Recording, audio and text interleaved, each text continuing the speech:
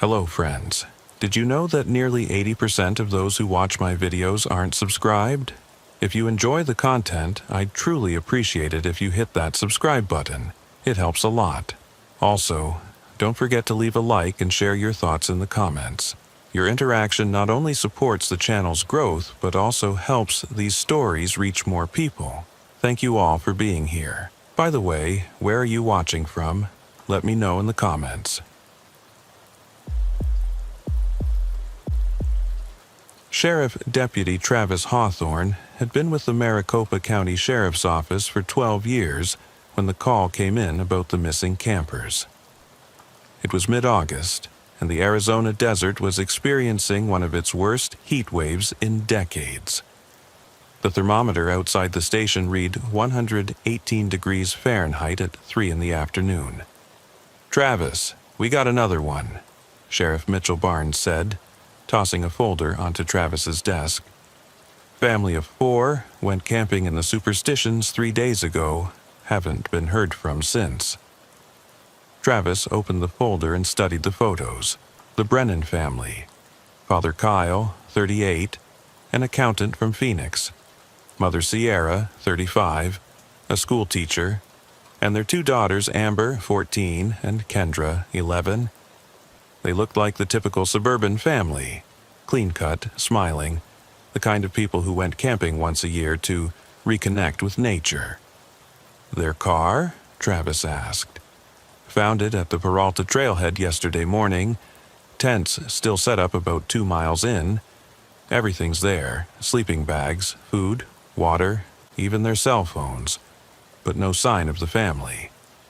Travis felt that familiar knot form in his stomach. The Superstition Mountains had a reputation. Every year, hikers went missing in those ancient volcanic peaks east of Phoenix. Some were found days later, dehydrated and disoriented. Others were never found at all. But a whole family vanishing from their campsite? That was different. "Who called it in?" Travis asked. "Kyle's brother. They were supposed to be back Sunday night for a birthday party. When they didn't show, he drove out to check their usual camping spot." Travis stood up, grabbing his hat from the desk. "I'll head out there now. Take Phillips with me." "Already tried Phillips. He's dealing with that situation in Apache Junction. You'll have to take the new guy, Carson." Deputy Blake Carson was fresh out of the academy, 23 years old with barely 3 months on the job. Travis found him in the break room, nervously adjusting his uniform. "Carson, you're with me. Bring extra water and your hiking gear. We're going into the Superstitions." The drive to the Peralta trailhead took 45 minutes. Travis used the time to brief Carson on the Brennan family and the history of disappearances in the area. The younger deputy listened intently, occasionally glancing at the massive rock formations growing larger through the windshield. "How many people go missing out here every year?" Carson asked. "Officially? Maybe 3 or 4. Unofficially? Hard to say. Not everyone gets reported right away.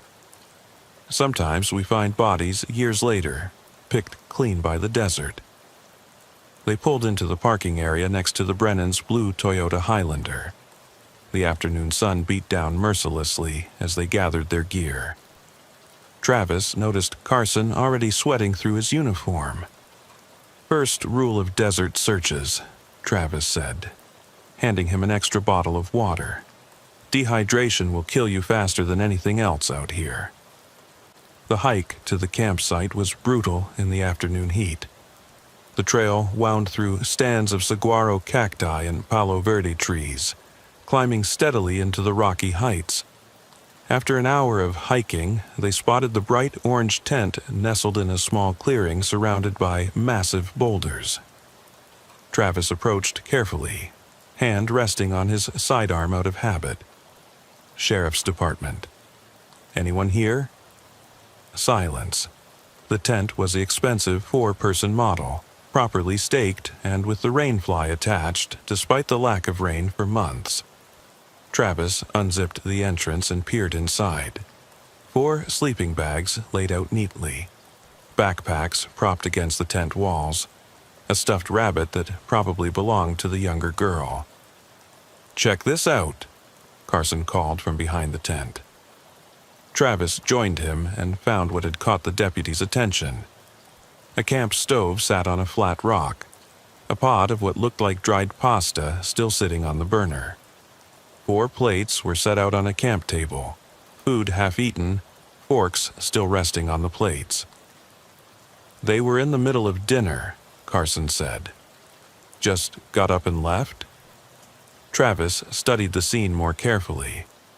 No signs of a struggle, no blood, no torn clothing or scattered belongings. Even the family's expensive camera sat undisturbed on the table. "Animals?" Carson suggested. "What animal makes a family of 4 abandon their dinner without knocking over a single plate?" Travis pulled out his radio, trying to raise dispatch but got only static. The mountains were notorious for blocking signals. He'd have to document everything and report back at the trailhead.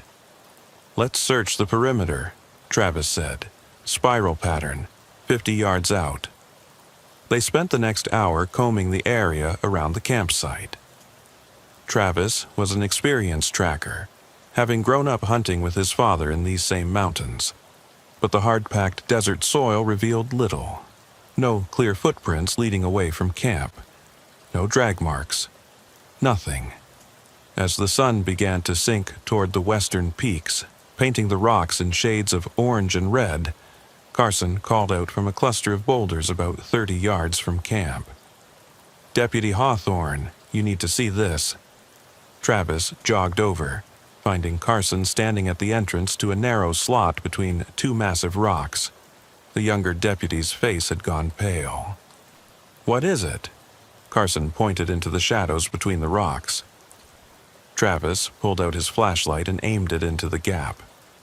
About 10 feet in, something reflected the light, something white. Travis squeezed into the slot, the rock walls pressing close on either side. The temperature dropped immediately in the shade. As he got closer, his light revealed what Carson had spotted: a human hand, pale and motionless, extending from behind a bend in the rock. "Stay here," Travis ordered, drawing his weapon. He sidled deeper into the slot until he could see around the corner. Kyle Brennan sat propped against the rock wall, his eyes wide open, staring at nothing. No visible injuries, no blood, just dead. Travis checked for a pulse, knowing he wouldn't find one.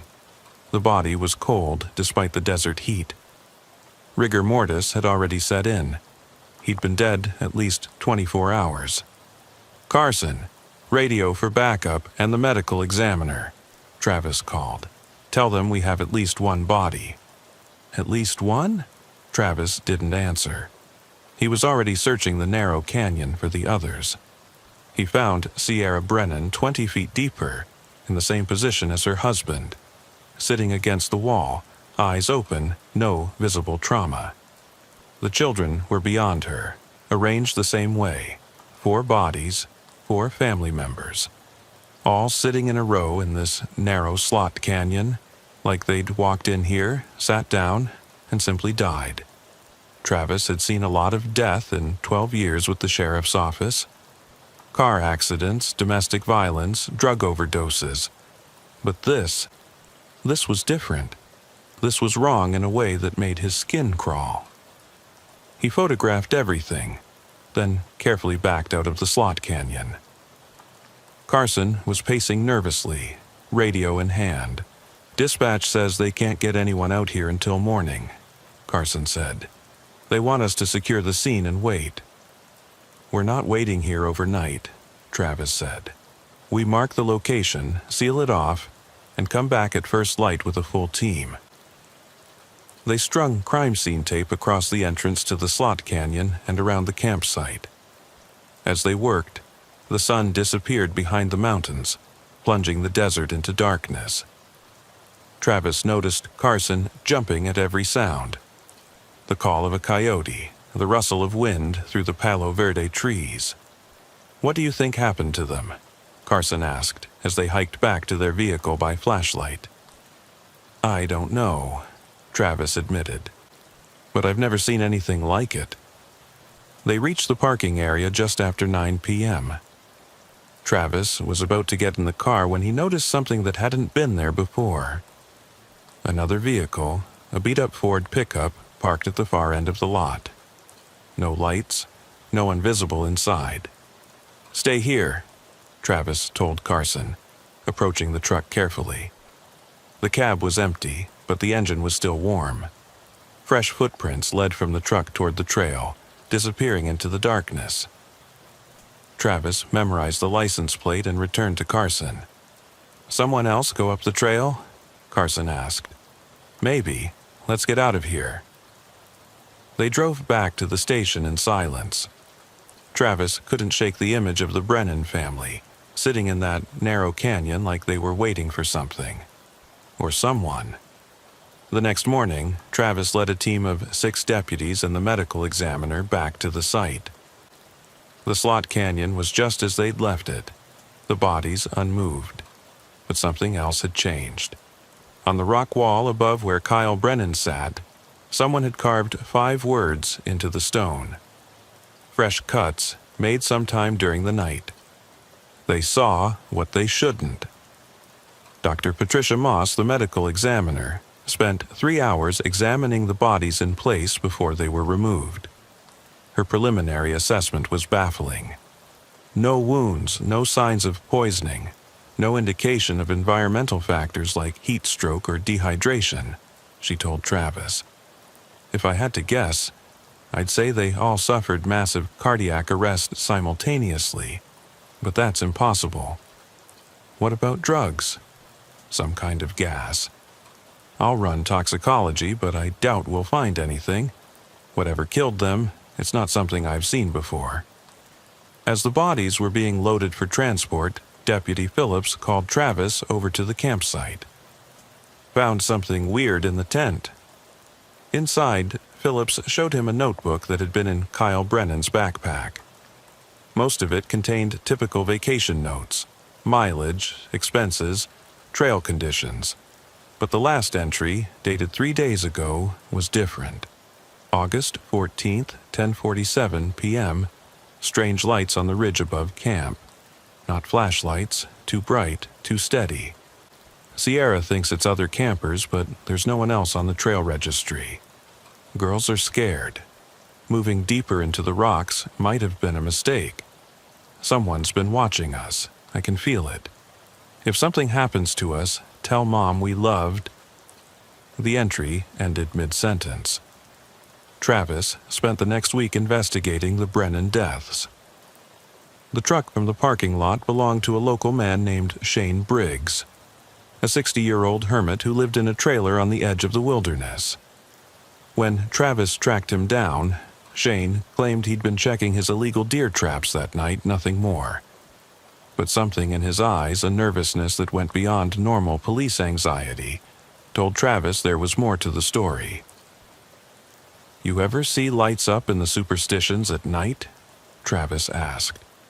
Shane's face went white. "I don't go up there at night anymore." "Anymore?" "Not for 10 years, not since—" He stopped himself. "Since what?" Shane looked around nervously, as if someone might be listening. "You wouldn't believe me if I told you. Try me."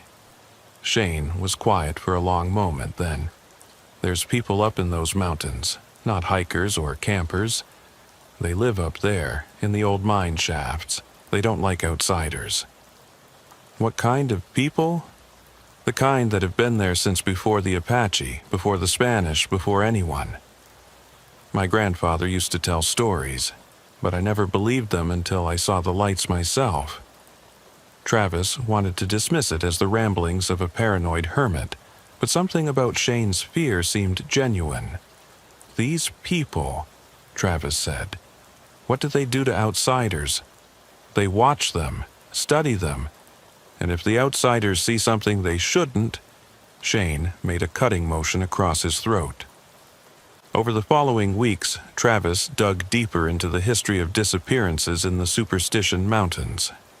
The pattern went back decades, possibly centuries.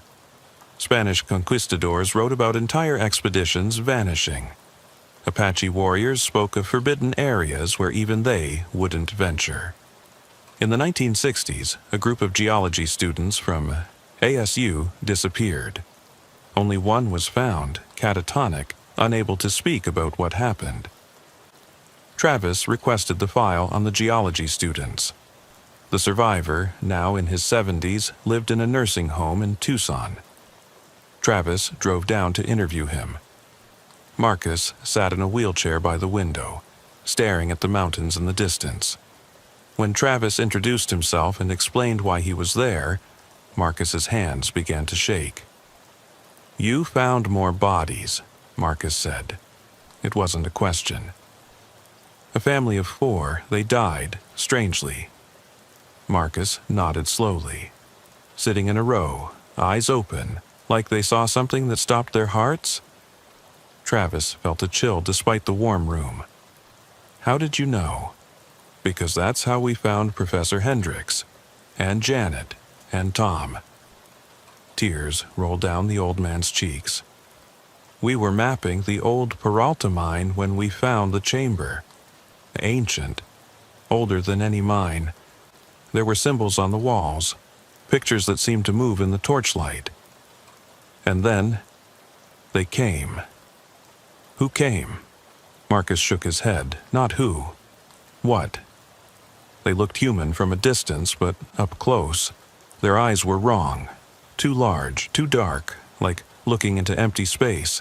They didn't speak, just watched us. And when Professor Hendricks tried to photograph the symbols..." Marcus shuddered.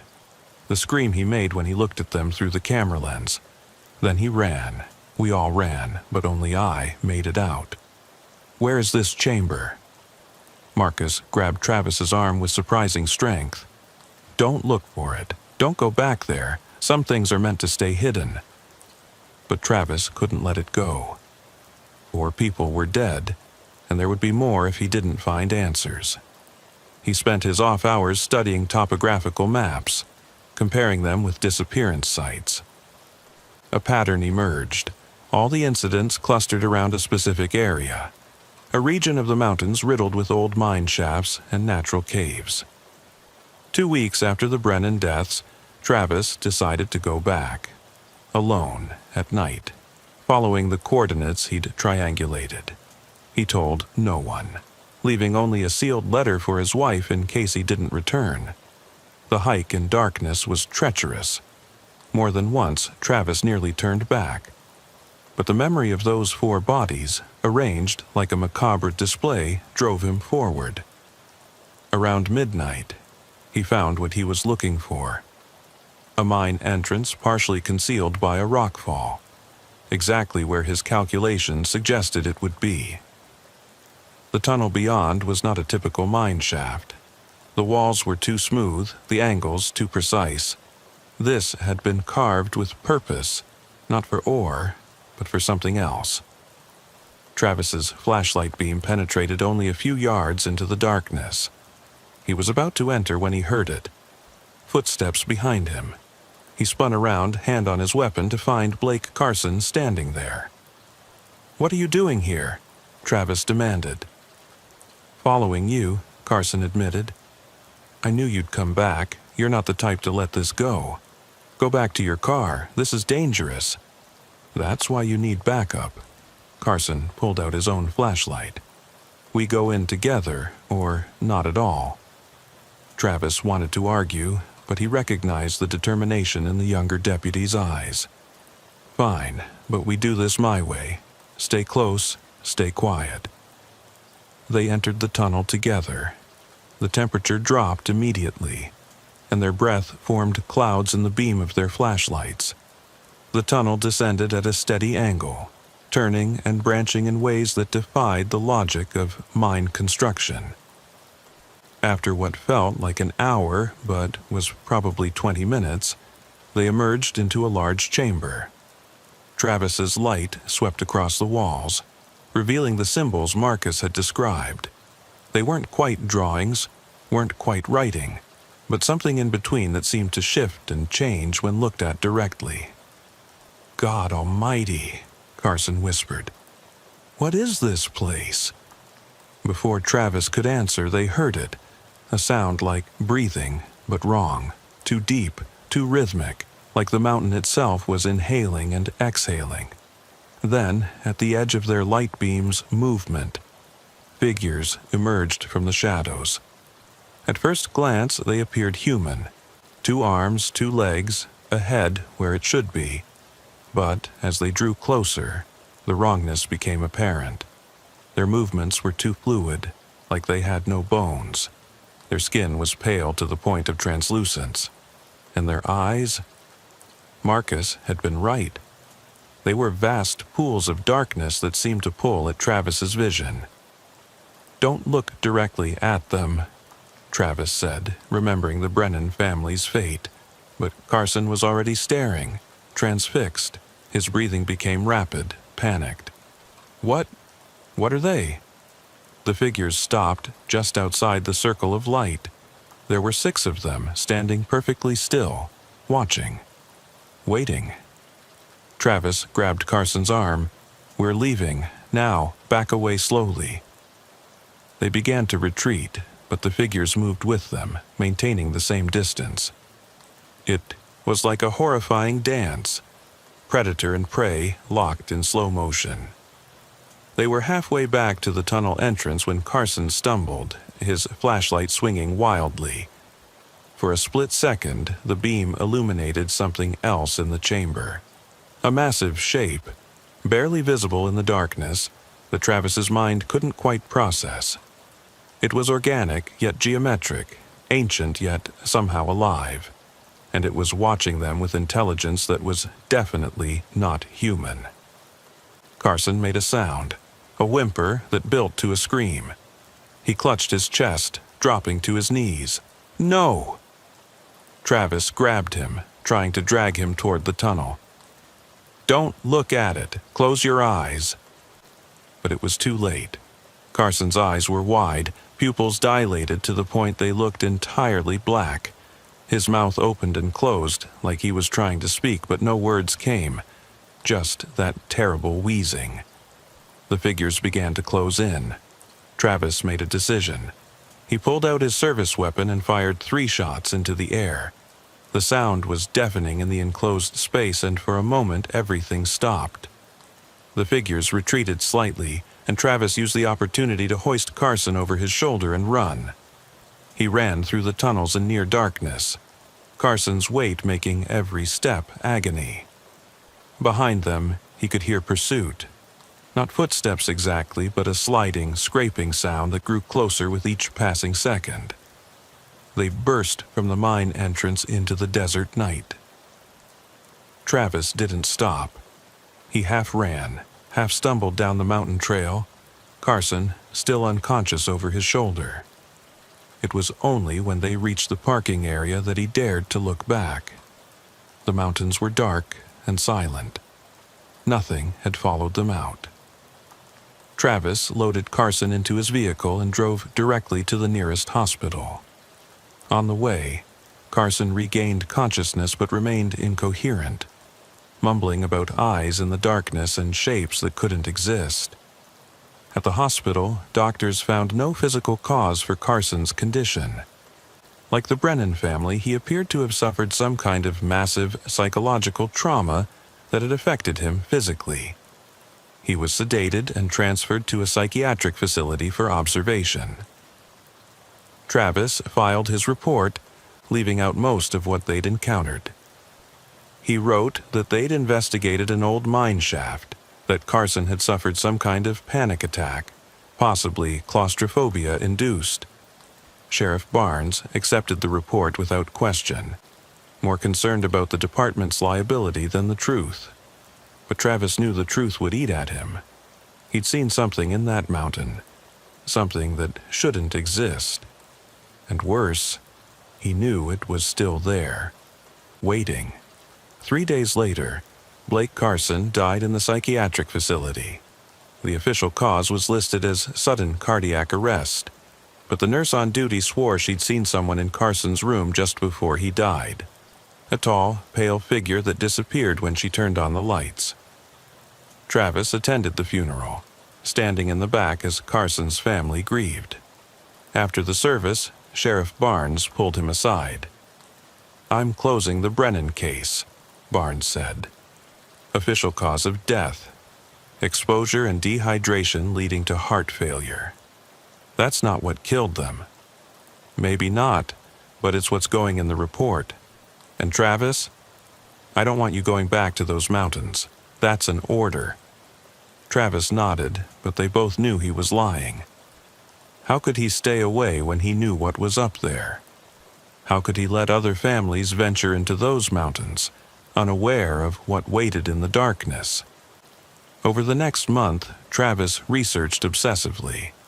He found references in old Spanish documents to los que miran, those who watch.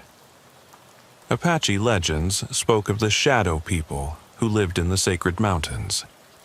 Even the indigenous peoples who came before had left pictographs warning of something in those peaks. He also found a pattern in modern disappearances. They came in cycles roughly every 10 to 12 years, a cluster of vanishings, then nothing for a decade.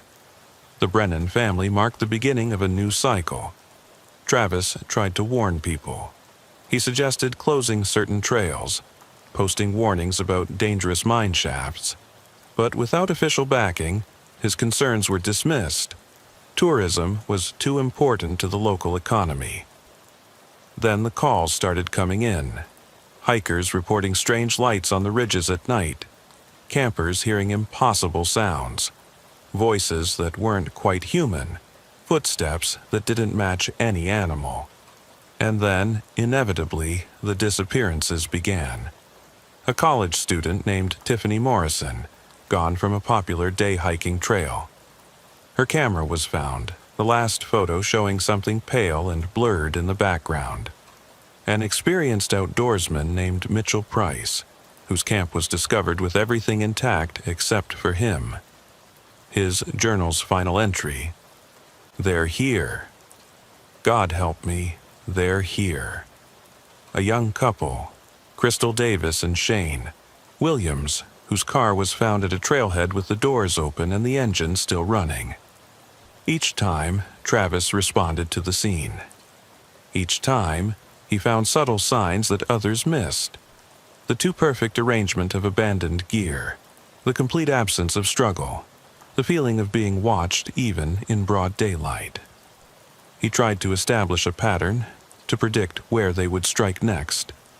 But the entities in the mountains seemed to choose their victims randomly, or by criteria Travis couldn't understand. The only consistency was that the victims were always alone or in small groups, always in remote areas, and always during the new moon when the desert night was at its darkest. 6 weeks after the Brennan incident, Travis made a decision. He couldn't stop what was happening, but maybe he could understand it. He prepared carefully: weapons, supplies, cameras, and most importantly, a detailed map of where he was going and when he expected to return. He gave the sealed envelope to his wife with instructions to open it if he wasn't back in 48 hours. He returned to the mine shaft on a moonless night, but this time he wasn't alone. Shane Briggs, the hermit who'd been in the parking lot that night, had agreed to guide him. Shane knew more than he'd initially admitted. His grandfather had been part of a group that had encountered the entities in the 1940s. Most had died or gone insane, but a few had survived with knowledge of how to coexist with what lived in the mountains. "Rules," Shane said as they approached the mine. "Don't look directly at them, don't photograph them, don't take anything from the sacred places, and never, ever go deeper than the first chamber." What's deeper? The source, the thing they guard. My grandfather saw it once for just a second. He never spoke of what it was, only that it was older than the earth and waiting for something. They entered the mine together. This time, Travis was prepared for the wrongness of the tunnels, the impossible geometry. When they reached the chamber, the entities were already there, as if they'd been expecting them. Shane spoke to them in a language Travis didn't recognize. Not Apache or Spanish, something older. The entities remained still, watching. Then Shane placed something on the ground, a bundle of items Travis couldn't identify in the darkness. An offering. One of the entities moved forward, its motion liquid and unsettling. It reached for the bundle with appendages that weren't quite hands. For a moment, it turned its vast dark eyes on Travis, and he felt his heart skip. But then it retreated with the offering, and all the entities faded back into the shadows. "We can stay for 13 minutes, Shane whispered. "No more." Travis used the time to study the chamber, memorizing every detail. The symbols on the walls weren't static. They moved slowly, cycling through patterns that hurt to perceive directly. The air itself felt different, charged with an energy that made his skin crawl. And always, the sense of being watched by something vast and incomprehensible. When the 13 minutes were up, they left quickly. Outside, Travis was surprised to find he was shaking. "What did you give them?" he asked Shane. "Things they need, things they can't get themselves. It's an old arrangement. We provide, they tolerate our presence, sometimes. And when they don't tolerate it?" Shane looked back at the dark mine entrance. "Then, people like the Brennans die. We have to warn people, close the mountains. You think no one's tried. In the 60s, a group of government men came here, scientists, military, people with authority. 12 went into the deep chambers. None came out. The official story was a mine collapse, but there was no collapse. They just weren't anymore." Travis felt sick. "So we just let people die? We minimize it. Guide people away from the dangerous areas when we can. Make offerings to keep them satisfied. It's not perfect, but it's better than the alternative." "Which is?" Shane's face was grim. "They come down from the mountains." The implications of that statement haunted Travis for weeks. He threw himself into research, discovering accounts from around the world of similar entities, things that lived in the spaces between spaces, ancient beyond measure, indifferent to human life except when disturbed. He found a report from a Russian mining operation in Siberia that had broken through into a natural chamber and lost 36 workers in a single night. A cave system in Romania where entire villages had been found dead, arranged in careful patterns. An island in the Philippines where the U.S. military had tested weapons in the 1950s, only to abandon the tests after encountering something that violated the laws of physics and perception. The pattern was global, and it was old. Travis started a careful campaign of misdirection. He couldn't close the mountains, but he could make certain areas less appealing. He spread rumors of drug cartel activity in the most dangerous zones. He had trail markers mysteriously disappear. He even resorted to placing animal carcasses near popular camping spots to suggest predator activity. It worked, to a degree. The disappearances slowed but didn't stop, and Travis knew it was only a matter of time before someone else stumbled onto the truth. That someone turned out to be a journalist named Brooke, who'd noticed the pattern of disappearances and came to investigate. She was smart, persistent, and worst of all, she had resources. She'd already filed Freedom of Information requests, interviewed dozens of witnesses, and was planning to publish an exposé. Travis tried to discourage her, but she mistook his warnings for a cover-up, which technically they were. She became more determined, even hiring local guides to take her into the restricted areas. The night she disappeared, Travis was off duty, but he heard the call come in. Her abandoned car at the Peralta trailhead, her camp discovered empty the next morning. But unlike the others, Brooke had been live streaming her hike to her followers. The stream cut off abruptly, but not before capturing something. A tall, pale figure at the edge of the darkness, watching. The video went viral before anyone could stop it.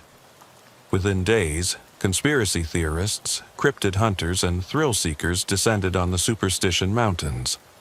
It was a disaster waiting to happen. Travis worked 18-hour days trying to manage the chaos.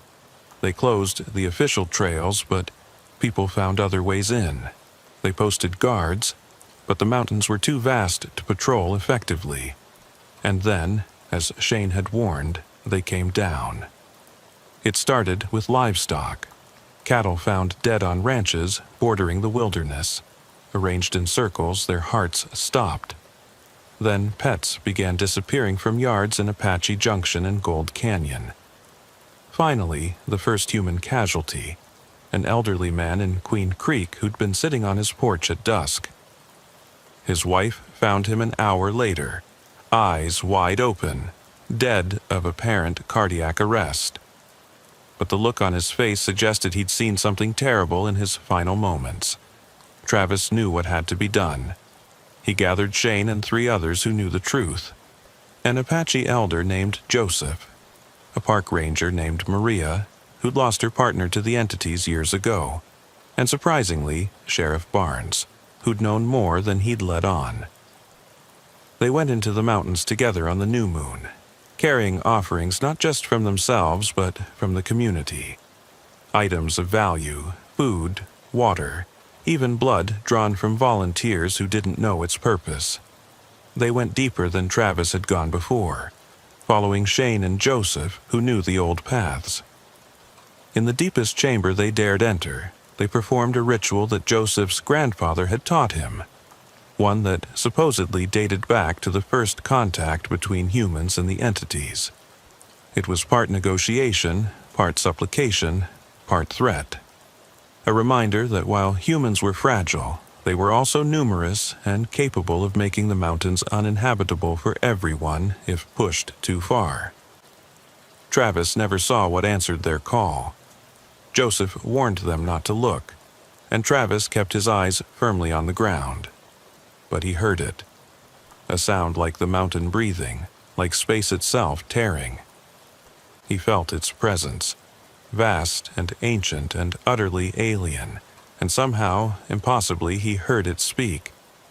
Not in words, but in meaning that appeared directly in his mind. The agreement was re-established. The entities would return to the deep places. The deaths would stop. But there were conditions. The mountains must be respected. Certain areas must remain untouched.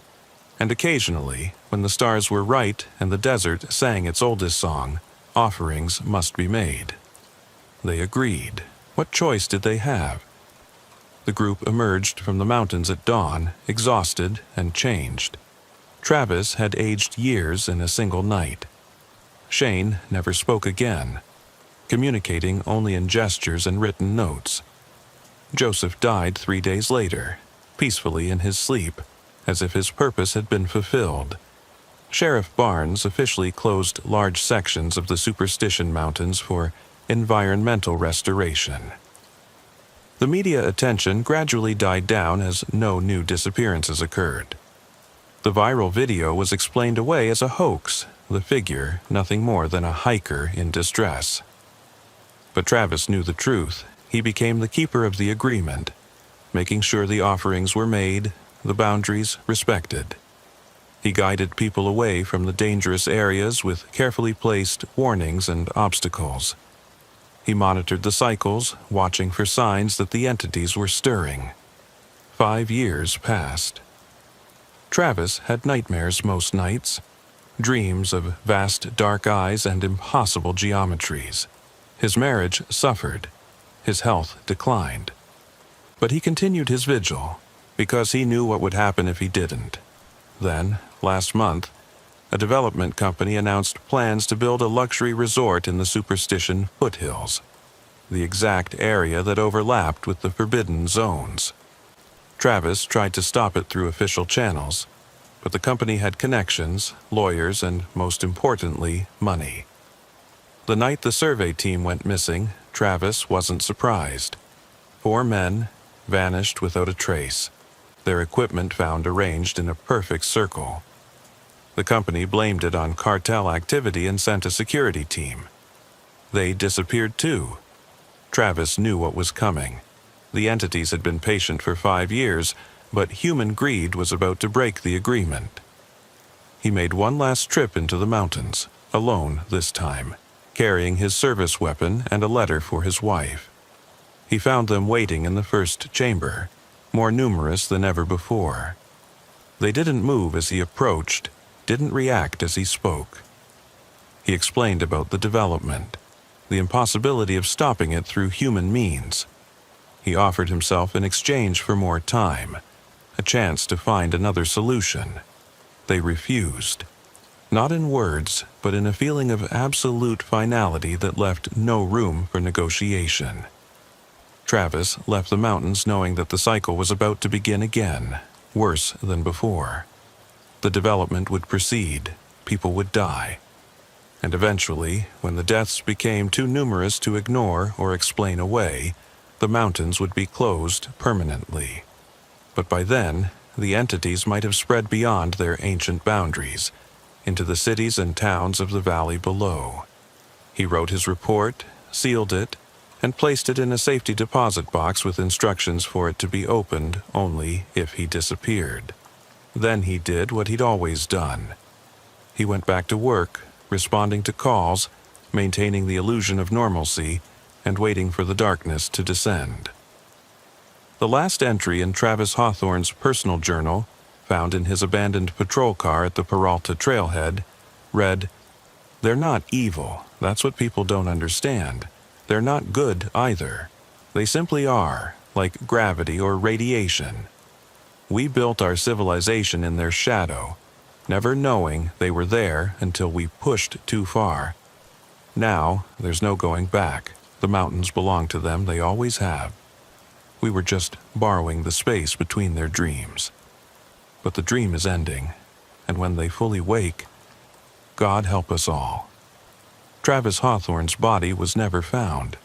The development was canceled after 17 people disappeared in 3 weeks. The Superstition Mountains are now closed indefinitely for geological instability. But on certain nights, when the desert wind blows cold and the stars seem too bright, locals report seeing lights on the forbidden peaks. Not flashlights or campfires, but something older, watching and waiting.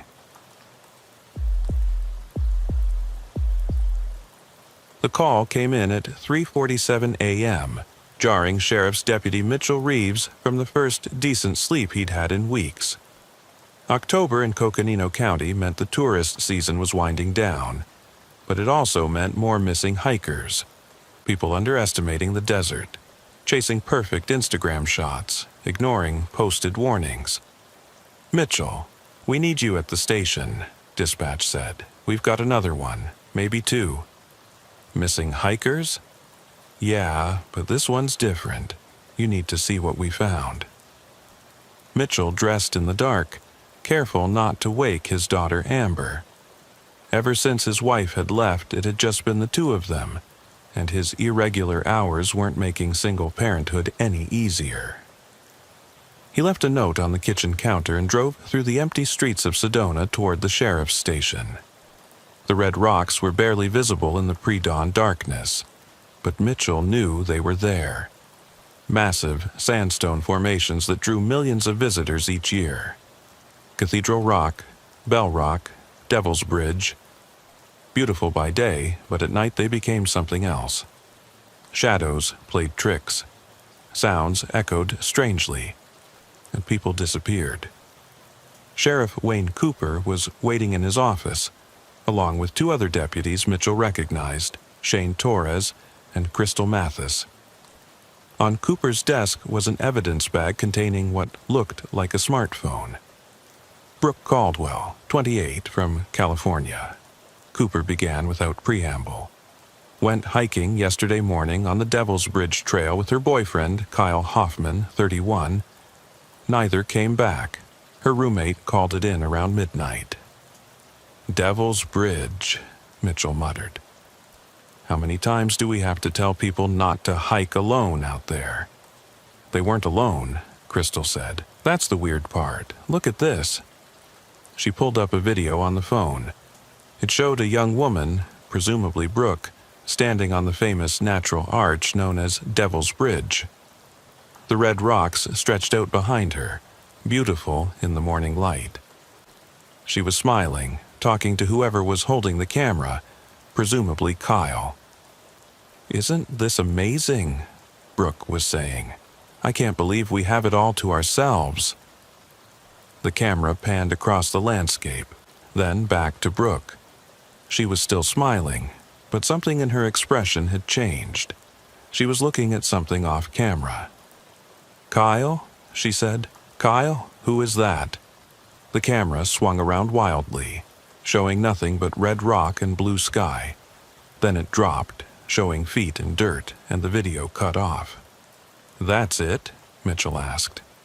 "Check the timestamp," Crystal said. 10:47 a.m. yesterday, but look at this. She swiped to the next video. It was darker, grainier, like it had been filmed in low light. Mitchell could make out what looked like the interior of a cave or overhang. Someone was breathing heavily, panicked, scared. "They're still following us," a male voice whispered. Kyle. "God help us, Brooke, they're still following us." "Shut up," Brooke's voice, barely audible. "They'll hear you." The camera moved slightly, showing a glimpse of Brooke's face. She was crying. Dirt and what looked like blood streaked across her cheek. "We have to go deeper," Kyle whispered. "Maybe there's another way out." "No," Brooke said. "No, we can't. You saw what's down there." "It's better than—" A sound interrupted him. Footsteps, but wrong somehow. Too many, too synchronized, like a dozen people walking in perfect unison. The camera shook as Kyle apparently started running. The last few seconds were a blur of darkness and motion, then nothing. "Timestamp on that one is 8:23 p.m., Crystal said. Almost 10 hours after the first video. Mitchell studied the phone. "Where did we find this?" "Trail junction about 2 miles from Devil's Bridge," Shane said. "Just sitting on a rock in the middle of the trail, like someone placed it there for us to find. Search and rescue. Went out at first light," Cooper said. "Found their car at the trailhead, backpacks at the bridge, but no sign of them. We've had teams out all day, nothing." Mitchell knew the area well. He'd hiked every trail in Sedona over his 15 years with the department. The Devil's Bridge area was popular but treacherous. Steep drops, unstable rocks, and a maze of side canyons that could disorient even experienced hikers. "I'll take a team out," Mitchell said. "Focus on the caves and overhangs.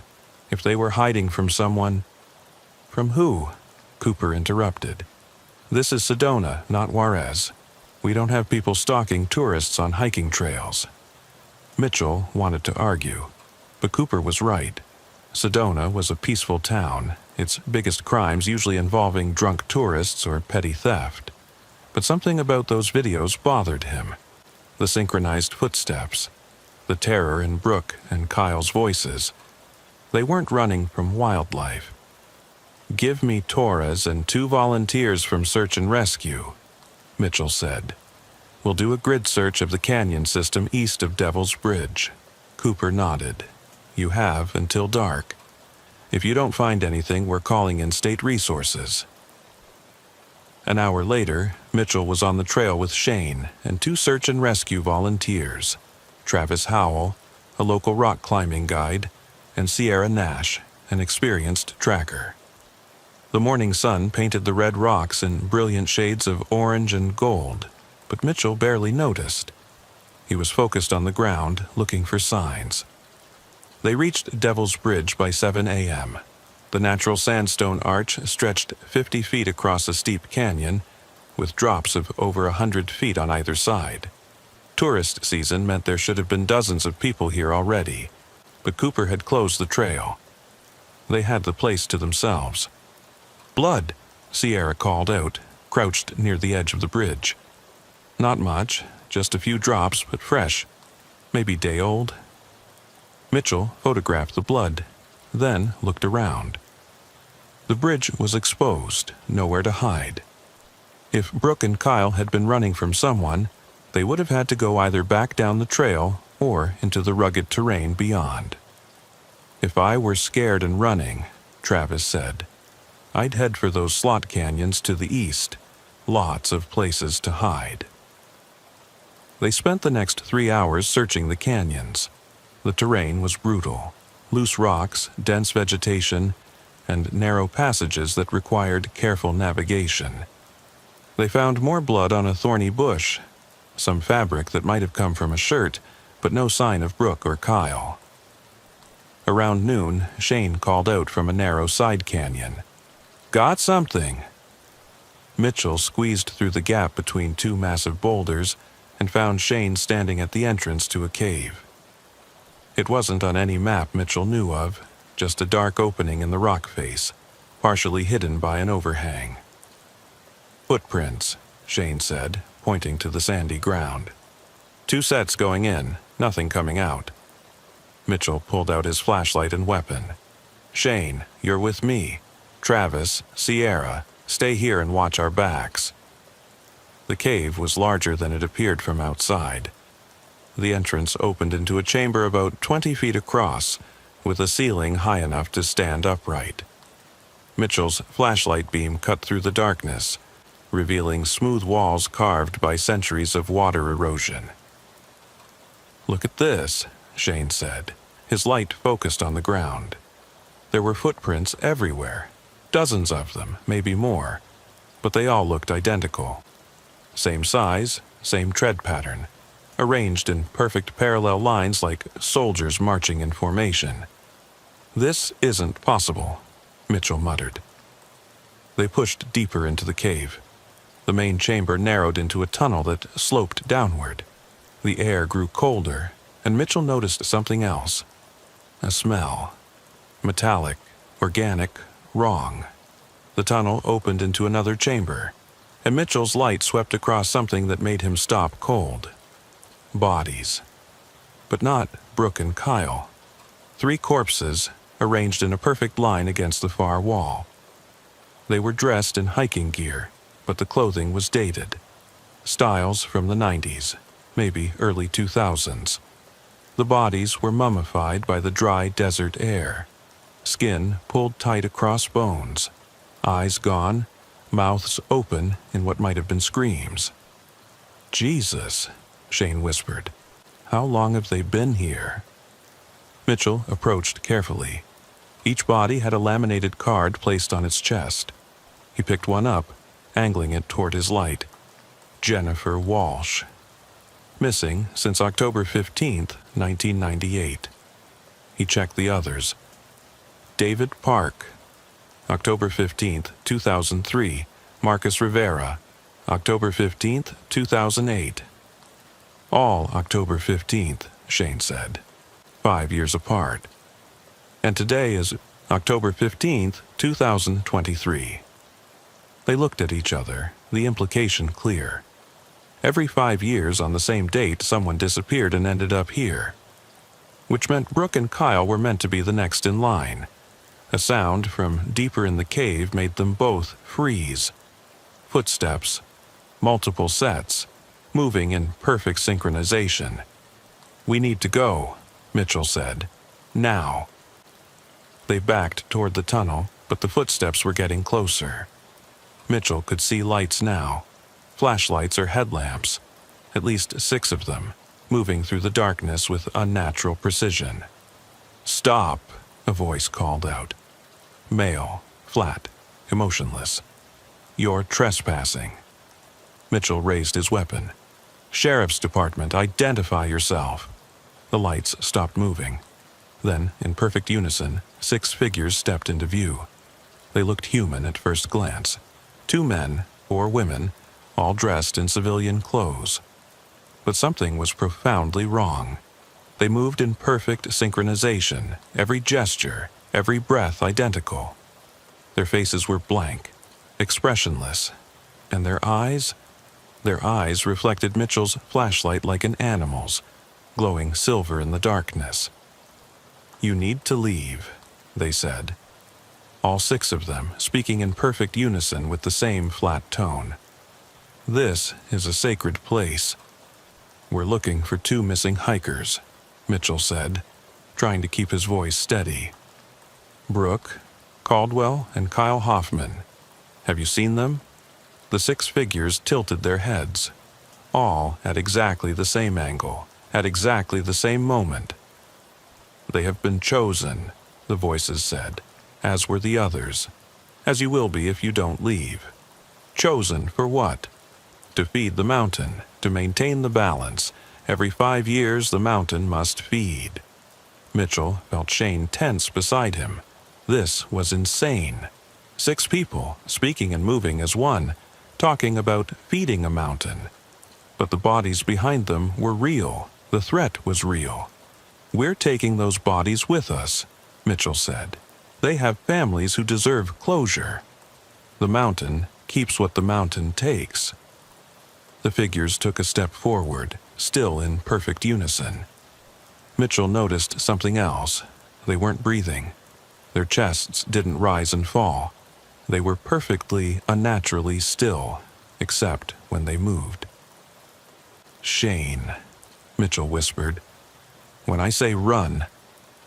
But Shane was already backing away, his hand on his weapon. The figures watched them retreat, their silver eyes unblinking. They made it to the tunnel before the figures moved again. Not walking, something else. They seemed to flicker, appearing closer without taking steps, like a film skipping frames.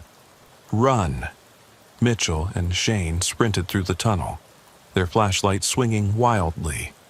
Behind them, those synchronized footsteps echoed off the walls, getting closer despite their head start. They burst from the cave into blinding daylight. Travis and Sierra were waiting, weapons drawn. "What the hell?" Travis started. "Move! Everyone move!" They ran, stumbling over rocks, crashing through brush.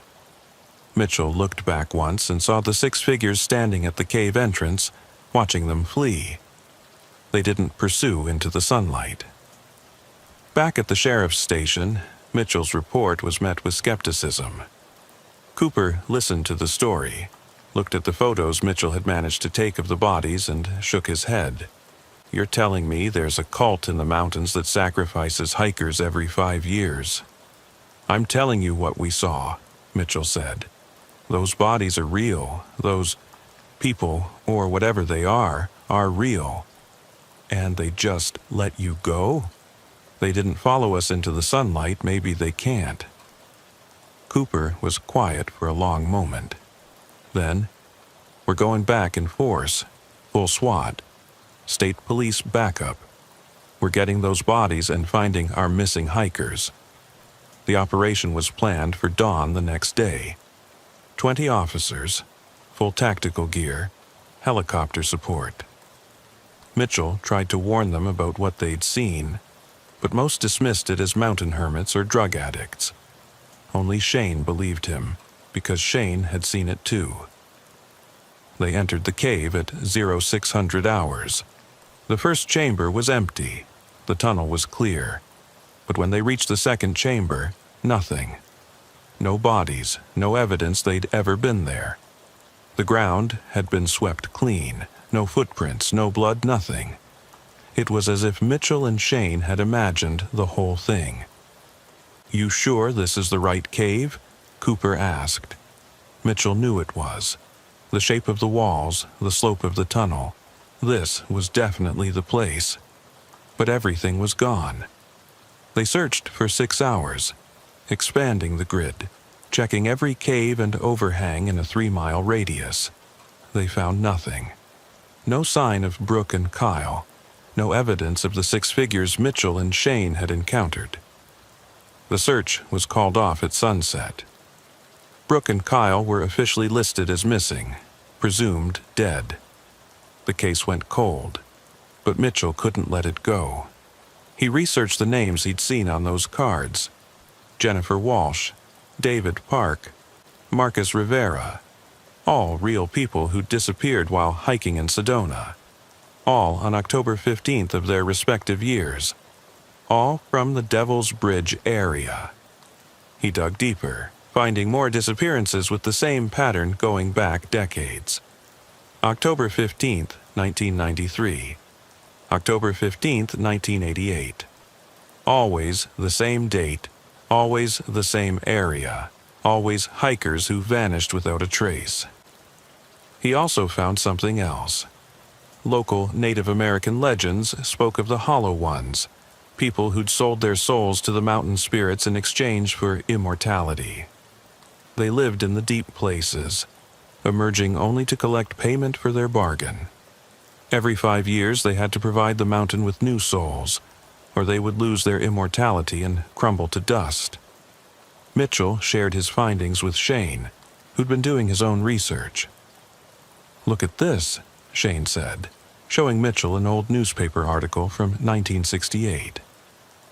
Group of 6 hikers went missing near Devil's Bridge. They were found 3 days later, walking out of the desert in perfect formation. They claimed no memory of what happened, but all their friends and family said they were different afterward. Cold, emotionless. They all left town within a month and were never seen again. You think those were our 6? The timing works. If they made their deal in 1968, they would have started collecting in 1973, every 5 years since then.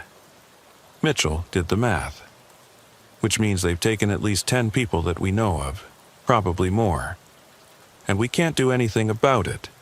No evidence, no bodies, no crime scene. They were right. Without physical evidence, there was no case. But Mitchell couldn't stop thinking about Brooke and Kyle. Were they dead? Or were they something worse?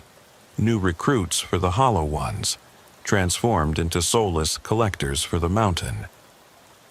2 weeks later, Mitchell was patrolling the trails near Devil's Bridge, officially checking for illegal camping, unofficially looking for any sign of the missing hikers.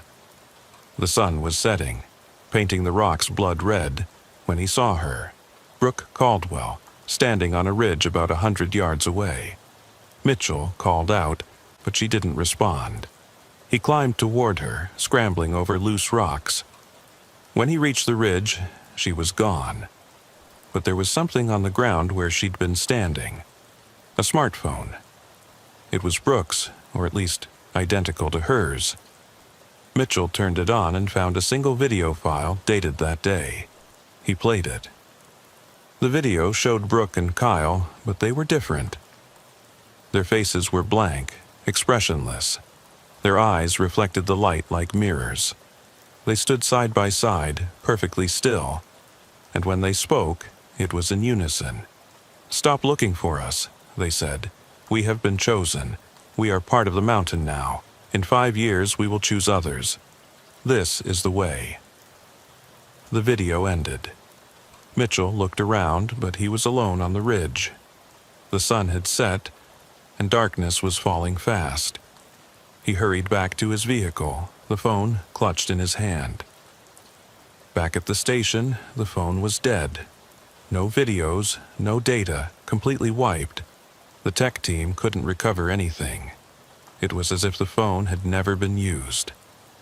Hooper closed the case the next day, citing lack of evidence and resources. Mitchell was ordered to stop his unofficial investigation, but he couldn't stop. Every October 15th, he patrols the trails near Devil's Bridge, warning hikers, watching for the Hollow Ones. It's been a year now. October 15th is coming again, but it's not a collection year. The mountain won't feed for another 4 years, but Mitchell knows they're out there. Brooke, Kyle, and the others, waiting in the darkness, bound to their terrible bargain. Sometimes hikers report strange experiences near Devil's Bridge. Groups of people moving in perfect synchronization, voices speaking in unison, figures with silver eyes watching from the shadows.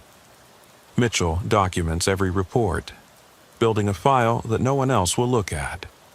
He knows he can't stop them. The hollow ones have been collecting for over 50 years. But maybe he can warn people. Maybe he can save a few lives. Or maybe, in 4 years, he'll be the one who disappears. The mountain is patient. The mountain is hungry. And the hollow ones always collect their due. The last entry in Mitchell's personal journal, written just last week, I dream about them now. Standing in perfect formation, their silver eyes watching me. Sometimes Brooke and Kyle are with them. Sometimes it's other faces. Future victims, maybe, or past ones I couldn't save. They all speak with the same voice. The mountain must feed. I've tried to find the cave again, but it's gone. Not sealed, gone. As if it never existed. Shane thinks they can move the entrances, shift the rock itself. Impossible, but so is everything else about this. 4 more years until the next collection. I'll be ready. I have to be. Because if I'm not, 2 more names will be added to the list of the disappeared. 2 more souls fed to whatever lives in the heart of the red rocks. I wonder sometimes if the Native Americans were right. Maybe some places belong to older things.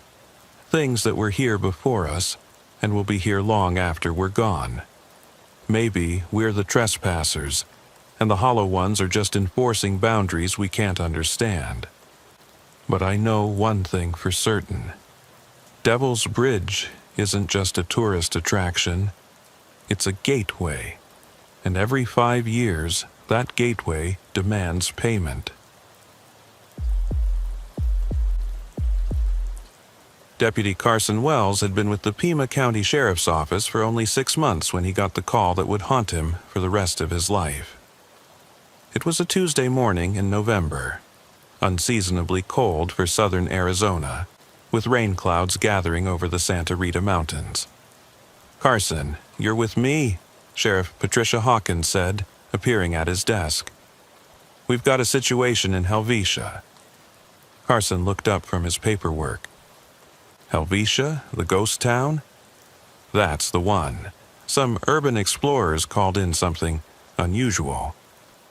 Helvetia had been a copper mining town in the early 1900s, abandoned for decades after the mines played out. Now it was just ruins in the desert, crumbling adobe walls, rusted mining equipment, and networks of dangerous tunnels that attracted thrill seekers despite numerous warning signs. They drove south from Tucson in silence, the sheriff unusually tense. Carson had learned not to push for information. Hawkins would share when she was ready. The rain started as they turned onto the dirt road leading to Helvetia, turning the desert dust into thick mud. The first thing Carson noticed was the smell. Even through the rain, there was something wrong in the air, metallic, chemical, with an underlying sweetness that made his stomach turn. 3 vehicles were parked at the entrance to the town, 2 Pima County patrol cars, and a beat-up Honda Civic that presumably belonged to the urban explorers. Deputies Shane Martinez and Crystal were standing with 2 young men who looked pale and shaken. "Sheriff," Martinez nodded. "These are the ones who called it in. Blake Morrison and Travis, both from U of A. Blake, tall and lanky with a week's worth of stubble, was holding a camera with shaking hands. Travis, shorter and wearing a Wildcats hoodie, kept looking back toward the ruins as if expecting something to follow them. "Tell the sheriff what you told me," Martinez said. Blake swallowed hard. "We were just photographing the old buildings. Urban decay stuff for my photography project. We went into the old mine office because the door was open. The door was sealed last month," Hawkins interrupted. "County maintenance put a new padlock on it." "Well, it was open when we got here," Travis said. The padlock was cut. We figured other explorers had been through, so we went in. And Blake held up his camera. Maybe you should just look at the pictures. Hawkins took the camera, and Carson looked over her shoulder as she scrolled through the images. The first few were typical urban exploration shots: peeling paint, broken windows, rusted filing cabinets. Then the photos changed. The main room of the mine office had been transformed into something out of a nightmare. The walls were covered in symbols drawn in what looked like dried blood, geometric patterns that hurt to look at, mathematical equations that seemed wrong somehow, and repeated phrases in languages Carson didn't recognize. But it was the center of the room that made Carson's blood run cold. 5 chairs arranged in a pentagram, and in each chair. "Are those mannequins?" Carson asked, though he already knew the answer. "No," Blake said quietly. "They were people, but they didn't move. Not even when we got close. They just sat there, staring." Hawkins handed the camera back. "Show us." Blake and Travis exchanged glances. "We're not going back in there." "You don't have to. Just point us in the right direction." The mine office was a 2-story adobe building, one of the few structures in Helvetia that still had most of its walls and roof. The door was indeed open, the heavy padlock lying in the mud, clearly cut with bolt cutters. Hawkins drew her weapon. "Carson, Martinez, you're with me. Crystal, watch the witnesses." They entered slowly, flashlights cutting through the dim interior. The smell was stronger inside: blood, decay, and something else Carson couldn't identify. Chemical, almost like formaldehyde. The main room was exactly as the photos had shown. 5 people sitting in chairs arranged in a perfect pentagram. They were dressed in normal clothes: jeans, tie shirts, sneakers. Ages ranging from maybe 20 to 50. All sitting perfectly still, eyes open, staring at nothing. Carson approached the nearest figure, a woman in her 30s with blonde hair. Her eyes didn't track his movement. He checked for a pulse. Nothing. Her skin was cold, but not corpse cold, something in between. "They're dead," he said, "but quoi, fresh. No rigor mortis, no lividity." "How long?" Hawkins asked. "I'm not a medical examiner, but based on body temperature, maybe 6 to 8 hours. Martinez was examining the walls. "Sheriff, you need to see this." One section of the wall was covered in newspaper clippings, some recent, others decades old. They all had one thing in common: missing persons cases from southern Arizona. Dozens of them. In the center was a map of the region with red pins marking locations. Helvetia was at the center, with lines radiating out to other abandoned mining towns: Ruby, Harshaw, Duquesne, Sunnyside. Each had multiple pins clustered around it. "It's a network," Hawkins said. "Someone's been using these ghost towns for something." Carson was studying the symbols on the walls when he noticed writing in English among the foreign scripts. "The copper feeds the earth feeds the flesh feeds the void." "Cult?" Martinez suggested. "Maybe," Hawkins said. "Call it in. We need the medical examiner, crime scene techs, the works, and nobody else comes in here until—" A sound from upstairs cut her off. Footsteps, slow and deliberate. All 3 deputies raised their weapons. "Sheriff's Department," Hawkins called. "Come down with your hands visible." The footsteps stopped. Then a voice, high and sing-song like a child's. "You shouldn't be here. It's not time yet." "This is Sheriff Hawkins. I need you to come downstairs immediately. The Copper Prince doesn't like visitors. He's very particular about timing." Carson and Martinez exchanged glances. Hawkins motioned for them to cover the stairs while she continued talking. "What's your name?" Are you hurt? We can help you. Laughter, but wrong somehow. Multiple voices laughing in harmony. We don't need help. We're perfect now. The Copper Prince made us perfect.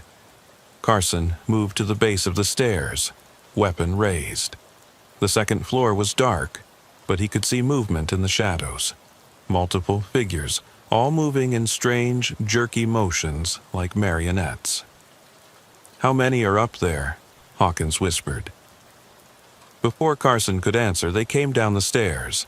7 people, moving in perfect synchronization but with unnatural, stuttering movements.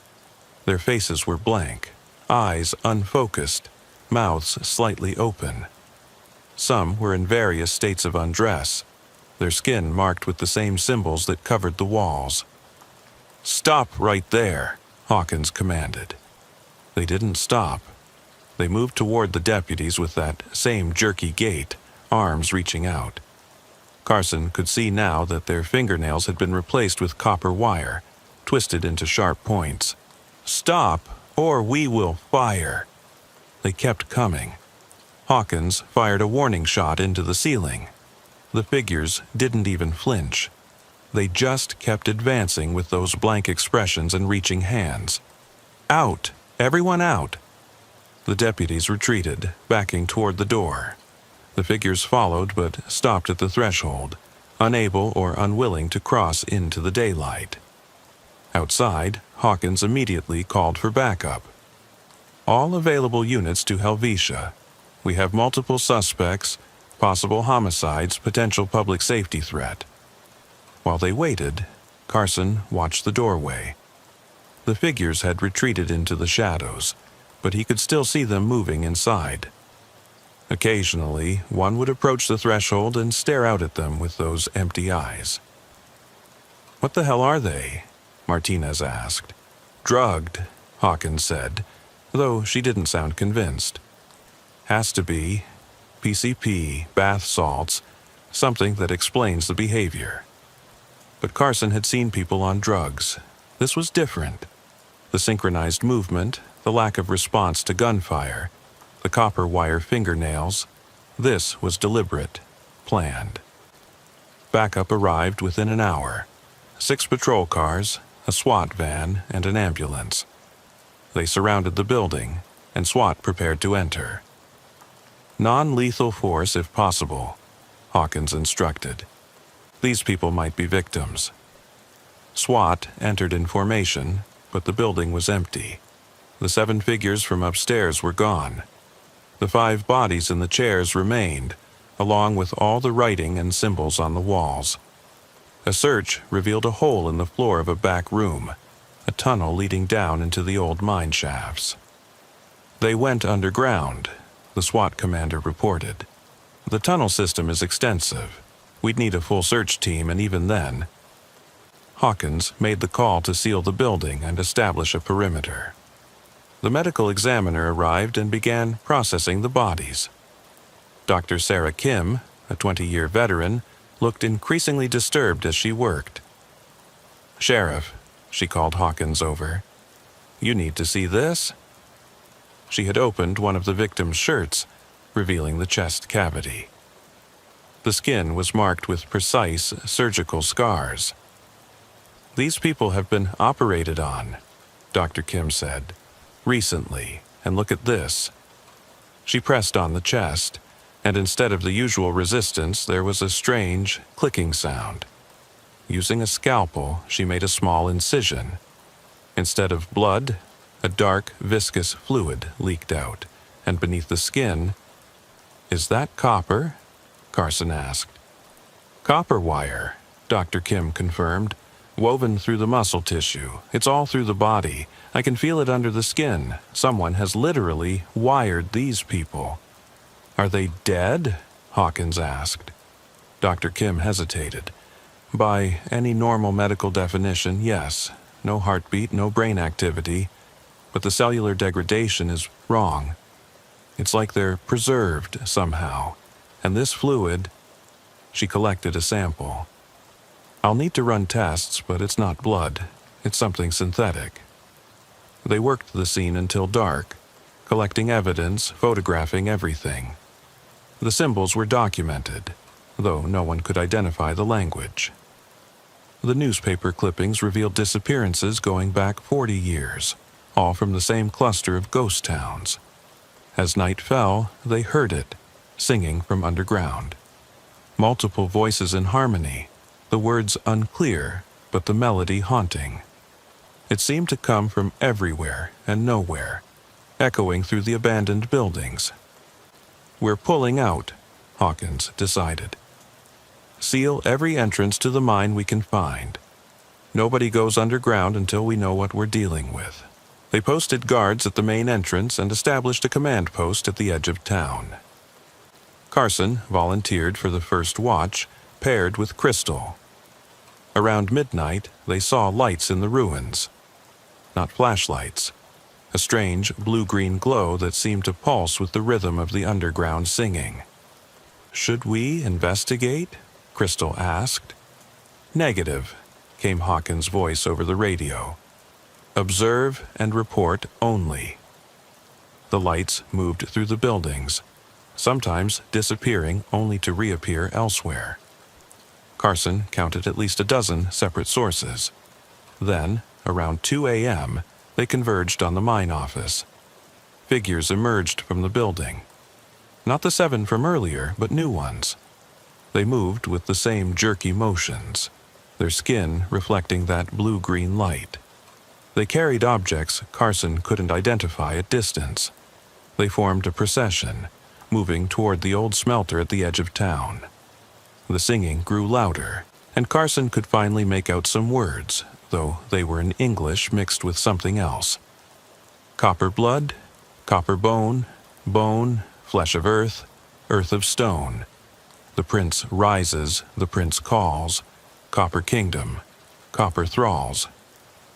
The procession disappeared into the smelter, and the singing stopped. The lights went out. The desert was silent except for the sound of light rain on the patrol car's roof. "Did you see their faces?" Crystal asked quietly. Carson had, through his binoculars. Some of the figures in the procession had been reported missing weeks ago. Others, according to the photos they'd collected, had disappeared years ago, but hadn't aged a day.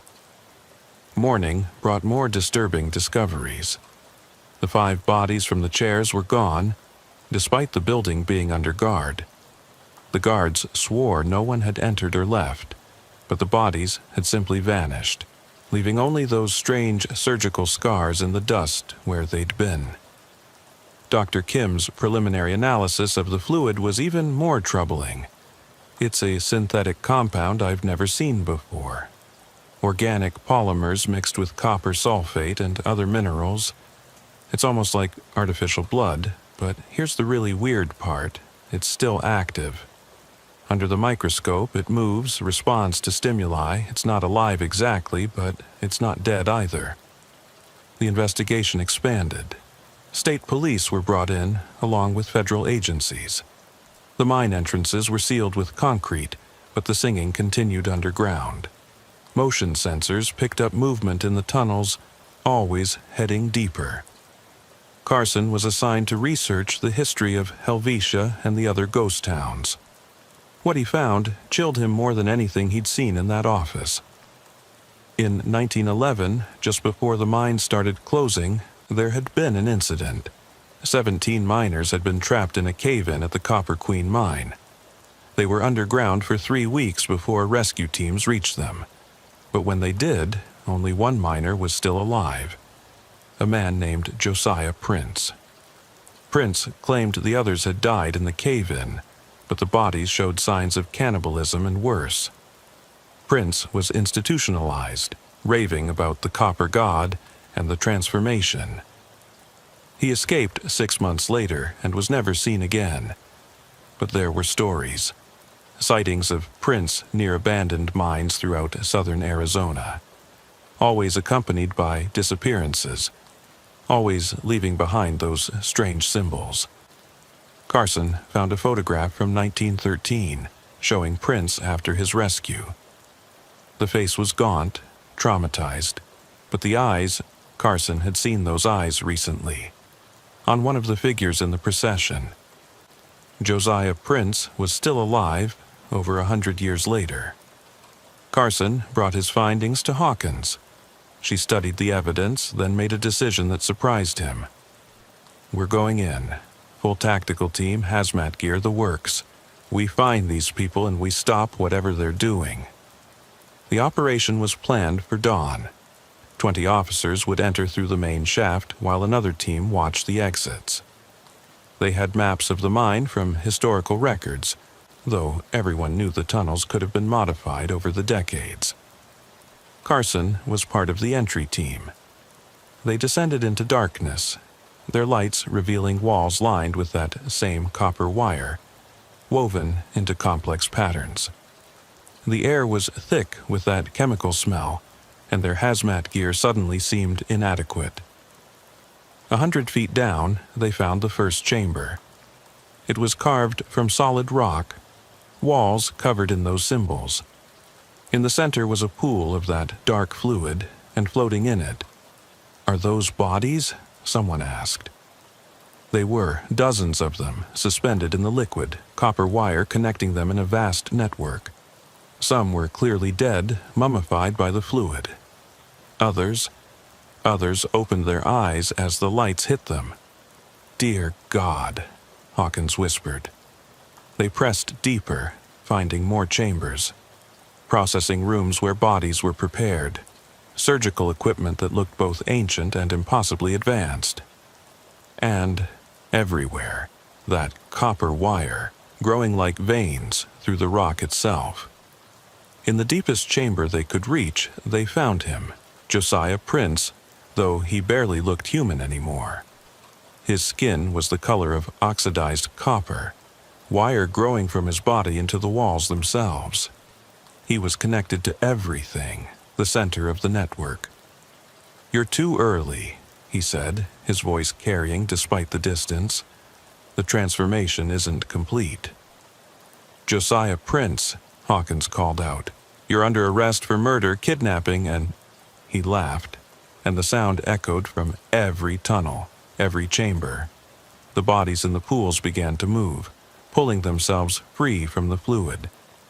"You don't understand," Prince said. "The copper spoke to me in the darkness, showed me the truth. Flesh is temporary, but the earth is eternal. We're becoming eternal." The modified people began emerging from side tunnels.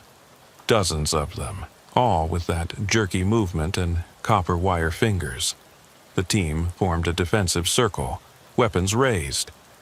"The transformation will continue," Prince said. "Willing or not, you'll all join us. The Copper Prince demands it." "Open fire," Hawkins commanded. The gunfire was deafening in the enclosed space. The modified people jerked and twitched as bullets struck them, that dark fluid leaking from their wounds. But they didn't fall. They kept coming, reaching with those copper wire fingers. Fall back to the main shaft." The team retreated, firing controlled bursts to slow the advancing figures. Carson saw one officer go down, copper wires piercing through his hazmat suit. The man screamed, then went rigid as the wires spread under his skin. "Leave him," Hawkins shouted. "He's gone." They reached the main shaft, but the lift wasn't there. Someone had cut the cables from above. "Emergency ladder!" Martinez pointed to the rusted rungs bolted to the shaft wall. They started climbing, the modified people following with inhuman persistence. Carson looked down and saw dozens of them, moving up the walls like spiders, copper wires extending from their fingers to grip the rock. Halfway up, Travis, one of the urban explorers who'd made the initial call, was waiting at a side tunnel. But his eyes were now that familiar blank stare. "You can't leave," he said in a monotone voice. "The Copper Prince needs you." He lunged at Carson, who barely managed to dodge. Travis fell past him, down into the mass of climbing figures below. They absorbed him into their ranks without pause. Only 12 of the 20 officers made it to the surface. The entrance was immediately sealed with concrete and steel plating, but they could still hear the scratching from below. "We need to evacuate the area," Hawkins said, blood running from a gash on her forehead. "Create a perimeter at least 5 miles out." But even as they pulled back, reports came in. The modified people were emerging from other mine entrances some miles away. The tunnel system was more extensive than anyone had realized, connecting not just the mines around Helvetia, but reaching toward other ghost towns. The National Guard was called in. The official story was a chemical leak from old mining equipment. The real investigation went underground, literally and figuratively. A joint task force was created, bringing in experts from the CDC, FBI, and even some agencies Carson had never heard of. Dr. Kim's analysis grew more disturbing with each test. The copper wire wasn't just wire.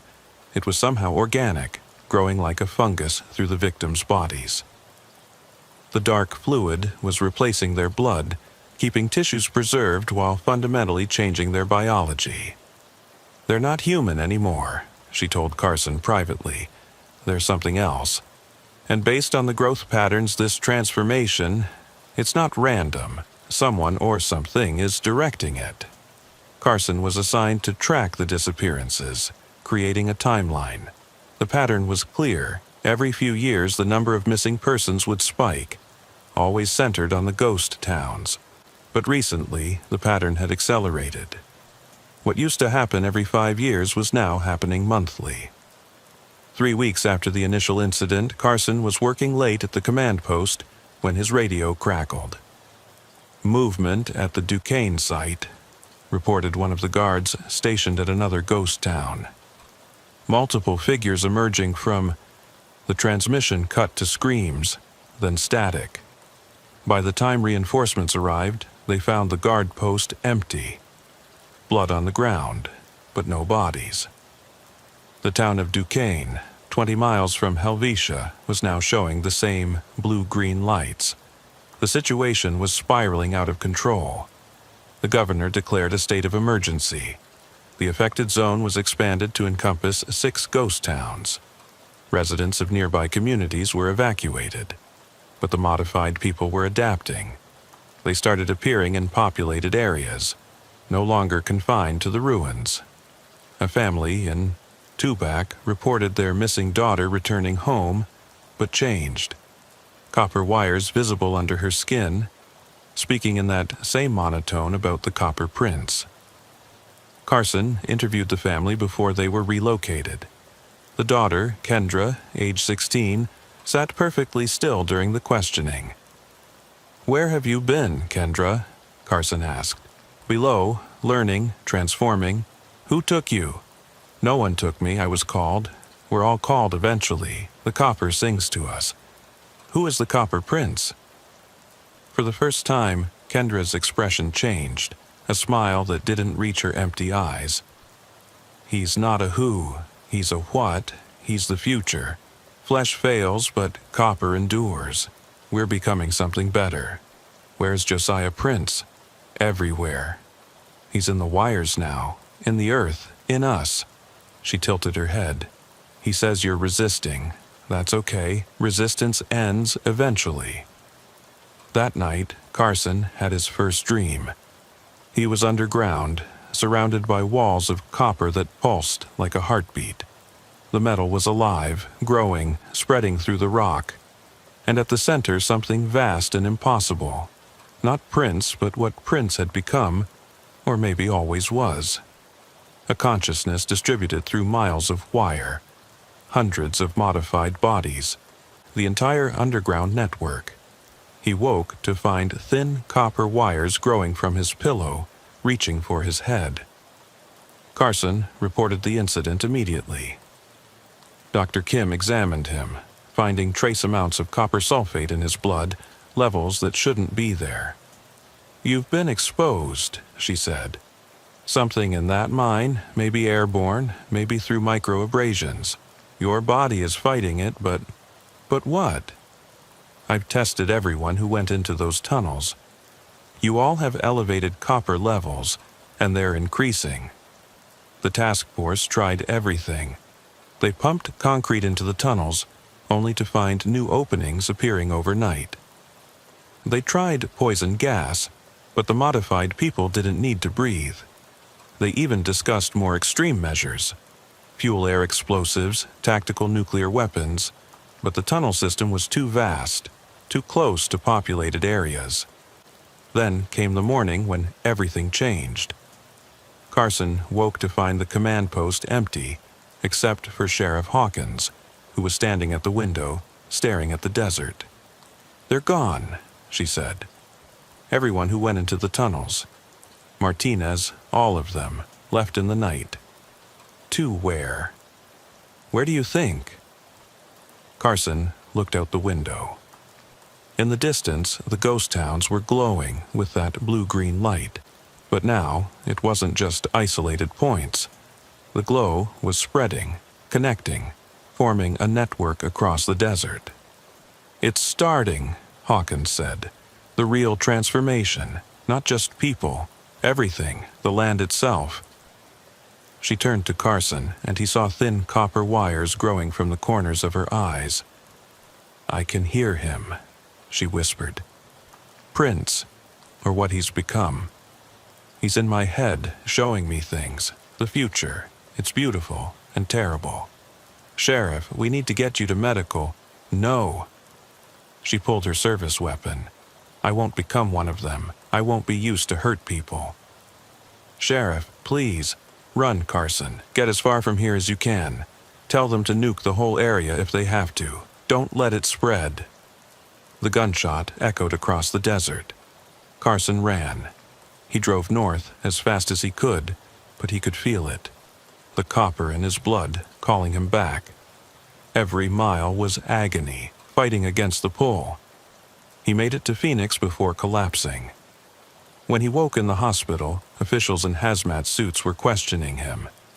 He told them everything, showed them the thin copper wires that were now growing from his fingernails. They isolated him, studied him, tried to find a cure. But there was no cure. The transformation could be slowed, but not stopped. The official response was swift and brutal. The entire region was quarantined.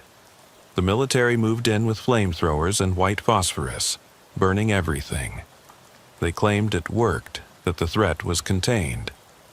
But Carson knew better. In his isolation room, he could feel them. The network, the modified people, Prince's distributed consciousness. They weren't gone. They had just gone deeper, spreading through underground aquifers, following veins of copper ore that stretched across the continent. Sometimes, late at night, Carson heard the singing. Not with his ears, but in his bones, in the copper that was slowly replacing his blood. The prince rises, the prince calls, copper kingdom, copper thralls. He tried to warn them. The copper deposits in Arizona were connected to deposits in New Mexico, Utah, Nevada. The network could spread anywhere there was copper in the earth. And copper was everywhere. They didn't listen. Or maybe they did, but it was already too late. Carson's last journal entry, found after his room was discovered empty, the window sealed from the inside, thin copper wires growing from the walls. I understand now. Prince didn't find something in that mine. Something found him. Something that's been waiting in the earth since before humans walked upright. We thought we were mining copper. But maybe the copper was mining us. I can feel myself changing. My thoughts aren't entirely my own anymore. Sometimes I see through other eyes, hundreds of them, all connected, all part of the same vast organism. We're becoming something new. Not human, not machine, but something in between. They'll try to stop it. They'll fail. You can't fight geology. You can't kill what's part of the earth itself. The transformation isn't an invasion. It's an evolution. and evolution doesn't ask permission. I'm going below now. The others are calling. We have work to do. The Copper Prince has such wonders to show us, such terrible wonders. If you find this, don't come looking for me. I'm not Carson Wells anymore. I'm part of something larger, older, hungrier. The earth is patient. The earth endures. And now, so do we. Welcome to the Copper Kingdom. Population growing. The room where Carson had been held is still sealed. Sometimes maintenance workers report hearing singing from inside.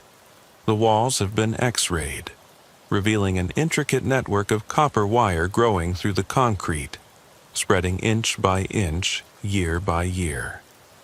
The official report lists Carson Wells as deceased, one of 37 casualties of a chemical leak at an abandoned mine. The ghost towns of southern Arizona remain off-limits, surrounded by chain-link fence and warning signs. But sometimes, hikers in the remote desert report strange sights, figures that move with jerky motions, lights in abandoned places, and always, always the singing that seems to come from the earth itself.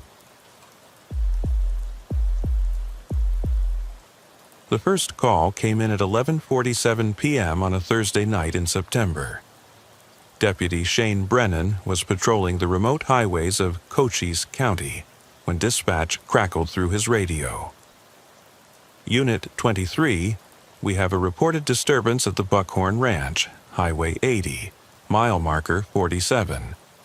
Neighbor reports gunshots and screaming. Shane knew the Buckhorn Ranch. 1,500 acres of scrub desert and cattle land, owned by the Patterson family for 3 generations. Remote didn't begin to describe it.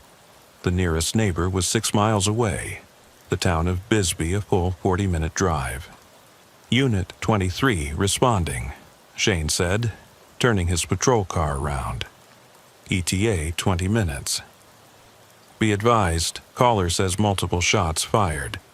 Backup is en route, but they're 40 minutes out. Shane pressed harder on the accelerator. The desert highway was empty, his headlights cutting through the darkness. The Buckhorn Ranch had always been trouble. Family disputes, property line arguments, water rights battles. Tom Patterson, the current patriarch, was known for his temper and his gun collection. The ranch entrance was marked by a rusted metal arch with Buckhorn spelled out in welded letters. Shane's headlights swept across the dirt road leading to the main house, illuminating fresh tire tracks. Multiple vehicles had been here recently. He stopped his patrol car 100 yards from the house, grabbing his radio. Dispatch, I'm on scene. Main house is dark, no visible activity. 3 vehicles in the driveway. Tom Patterson's truck, looks like his son Mitchell's Jeep, and a sedan I don't recognize. Roger that. Unit 23. Backup is still 30 minutes out. Shane drew his weapon and approached on foot. The desert silence was absolute. No insects, no wind, nothing. Then he smelled it. Gunpowder and something else. Blood. The front door of the ranch house was open, hanging off one hinge. Shane's flashlight revealed bullet holes in the doorframe, spent casings on the porch. "Sheriff's Department," he called. "Anyone inside?" No response. Shane entered, weapon raised. The living room was destroyed. Furniture overturned, family photos shattered on the floor, blood splattered on the walls. But no bodies. He cleared the room and moved deeper into the house. The kitchen showed signs of a struggle. Broken dishes, a knife stuck in the wall, more blood. The blood trail led toward the back of the house. In the hallway, Shane found the first body. Tom Patterson, 63, patriarch of the Buckhorn Ranch. He'd been shot multiple times, his hunting rifle still clutched in his hands. Defensive wounds on his arms suggested he'd fought back. Shane checked for a pulse, knowing he wouldn't find one. Tom had been dead for at least an hour. he continued following the blood trail to the master bedroom. Tom's wife, Linda, 59, was on the floor beside the bed. Single gunshot to the head, execution style. The wall safe behind a painting was open and empty. Dispatch: I have 2 deceased at the Buckhorn Ranch, Tom and Linda Patterson. Multiple gunshots. Possible robbery gone wrong. Copy that, Unit 23. Backup is 20 minutes out. Shane heard something. A whimper, barely audible. He followed the sound to a closet. Inside, crammed behind hanging clothes, was a teenage girl, Ashley Patterson, Tom's 14-year-old granddaughter. She was covered in blood, eyes wide with terror, a kitchen knife clutched in her hands. "Ashley, it's Deputy Brennan. You're safe now." She didn't respond, just stared at him with those terrified eyes. "Ashley, are you hurt?" She shook her head slightly. "Is anyone else in the house?" She nodded, then pointed up. The attic. Shane helped Ashley out of the closet, noting that the blood on her didn't seem to be hers. "Stay here. Don't move." He found the attic access in the hallway ceiling. The pull-down ladder was already extended. Shane climbed carefully, flashlight in one hand, weapon in the other. The attic was a finished space, used for storage. Behind a stack of boxes, he found 2 more bodies. Mitchell Patterson, Tom's 35-year-old son, and his wife Brooke, 32. Both shot multiple times. Mitchell had a pistol in his hand, empty, but there was something else, written on the wall in what looked like blood. They knew. Shane photographed everything, then climbed back down. Ashley was where he'd left her, still clutching the knife. "Ashley, I need you to talk to me. Who did this?"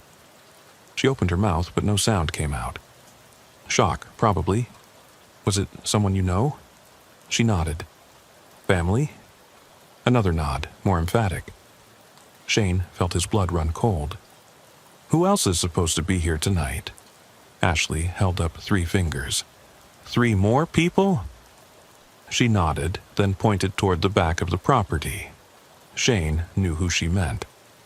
Tom's other son, Blake, lived in a trailer on the far side of the ranch with his girlfriend Crystal and her son from a previous relationship.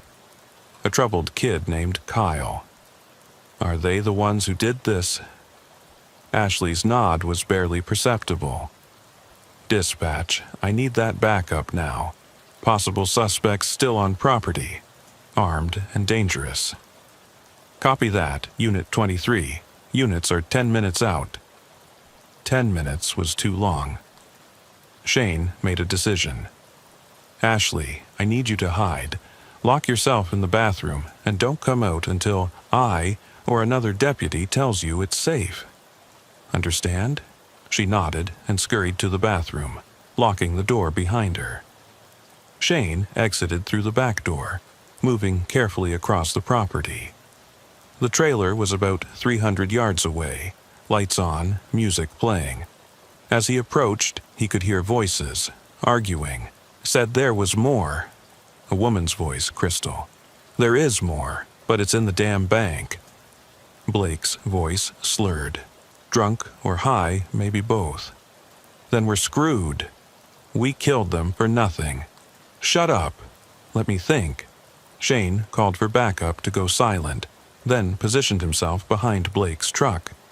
Through the trailer window, he could see 3 figures moving around inside. Blake, Crystal, and Kyle. Then he saw something that made his stomach turn. On the table inside the trailer were bags of what looked like methamphetamine, scales, packaging materials. This wasn't just about family money. The Pattersons had discovered Blake's drug operation. A door slammed. Kyle, the teenager, had stepped outside, lighting a cigarette. He had a pistol tucked in his waistband. Shane had to act. "Sheriff's Department." "Hands where I can see them." Kyle spun, reaching for the gun. "Don't do it!" "Hands up." The kid was fast. The pistol was halfway out when Shane fired. Kyle went down, clutching his shoulder, the gun falling from his hand. The trailer door burst open. Blake came out shooting, a semi-automatic rifle spraying bullets. Shane dove behind the truck as windows shattered above him. "You killed my family, Blake," Shane shouted. "It's over." "They were going to destroy everything," Blake screamed. "Turn me in. Take the ranch. They chose the land over their own blood." More gunfire. Shane could hear sirens in the distance. Backup finally arriving. Crystal appeared at the trailer window with a shotgun. Shane barely got behind cover before she fired, pellets peppering the truck. "Give up," Shane called. "You're surrounded. Go to hell." But the sirens were getting closer. Blake and Crystal must have heard them too. There was sudden silence from the trailer. "Blake? Crystal? Come out with your hands up." Nothing. Then 2 gunshots from inside the trailer. A pause, then a third. Shane waited until backup arrived. 4 units, lights blazing. They approached the trailer in formation. Shane entered first, weapon raised. Blake and Crystal were on the floor, both with gunshot wounds to the head. Murder-suicide, it looked like. Blake still had the rifle in his hand, but something was wrong. The angles were off. The blood spatter didn't match a self-inflicted wound. "Check on the kid," Shane told another deputy. Kyle was gone. A blood trail led from where he'd fallen toward the desert. They'd lost him in the darkness. Back at the main house, Ashley was safe but still unable to speak. The crime scene investigators arrived, along with Sheriff Carl Rodriguez. The scene was processed through the night and into the next day. The official story came together. Blake Patterson had been running a meth operation from his trailer on the family ranch. When his father Tom discovered it, he threatened to turn Blake in and cut him out of the will.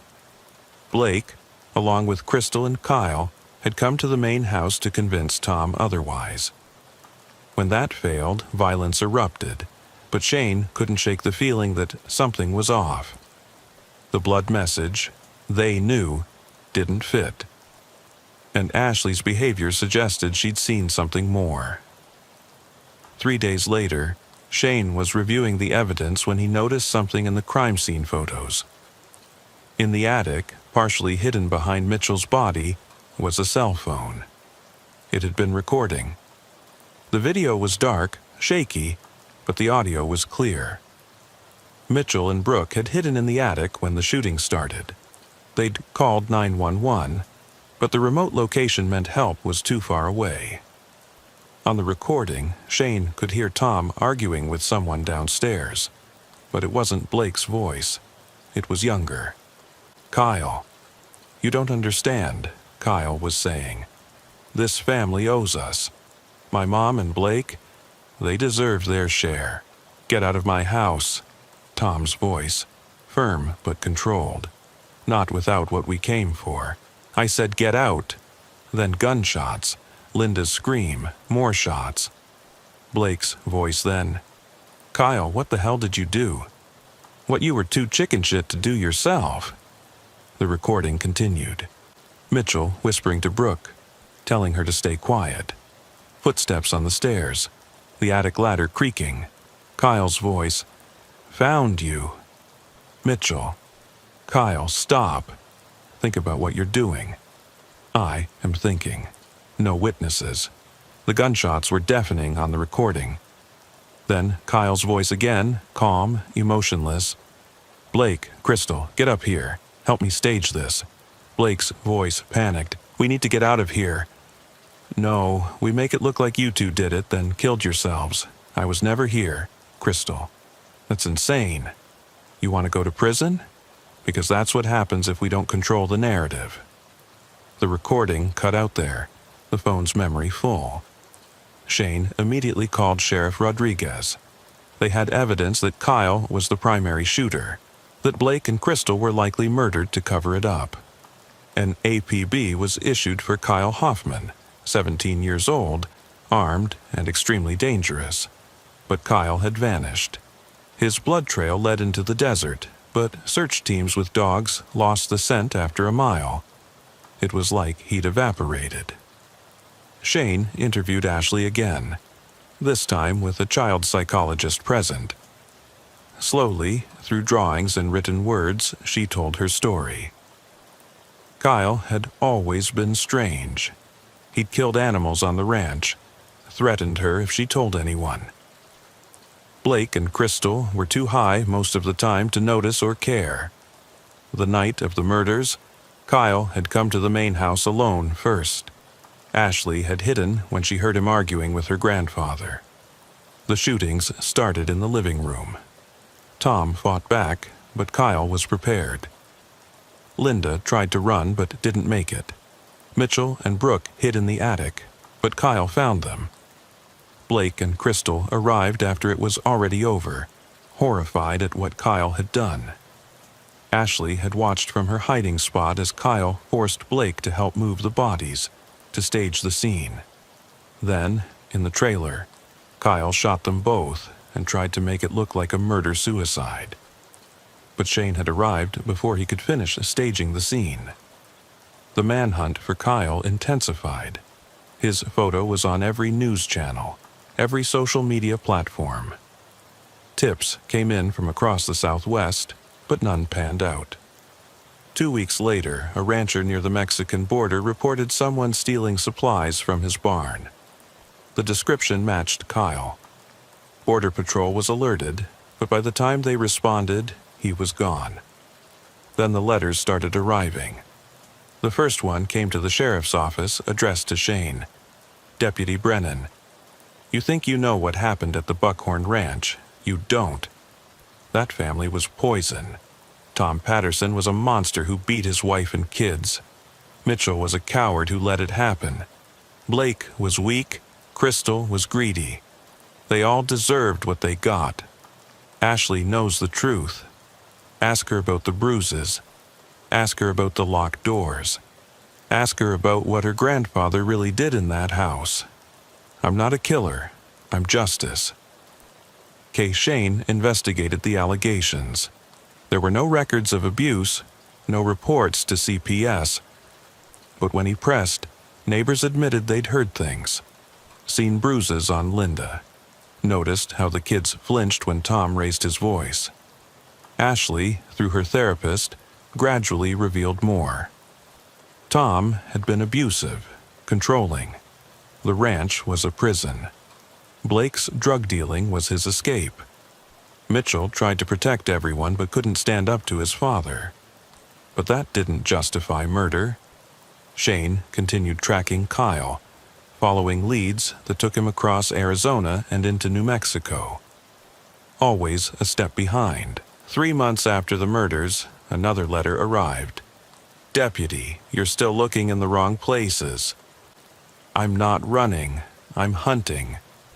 There are other families like the Pattersons. Other ranches where terrible things happen behind closed doors. The law doesn't help. CPS doesn't help. Someone has to. Check the news in Luna County, New Mexico. The Morrison Ranch. Tell me they didn't deserve it. Kay Shane checked. The Morrison Ranch. A father and 2 sons dead, shot in their home. The wife and daughter survived. Told police that a young man had saved them from years of abuse. The killer was never caught. The pattern continued. Every few months, another remote ranch, another family with a history of hidden abuse, another massacre where the abusers died and the victims survived.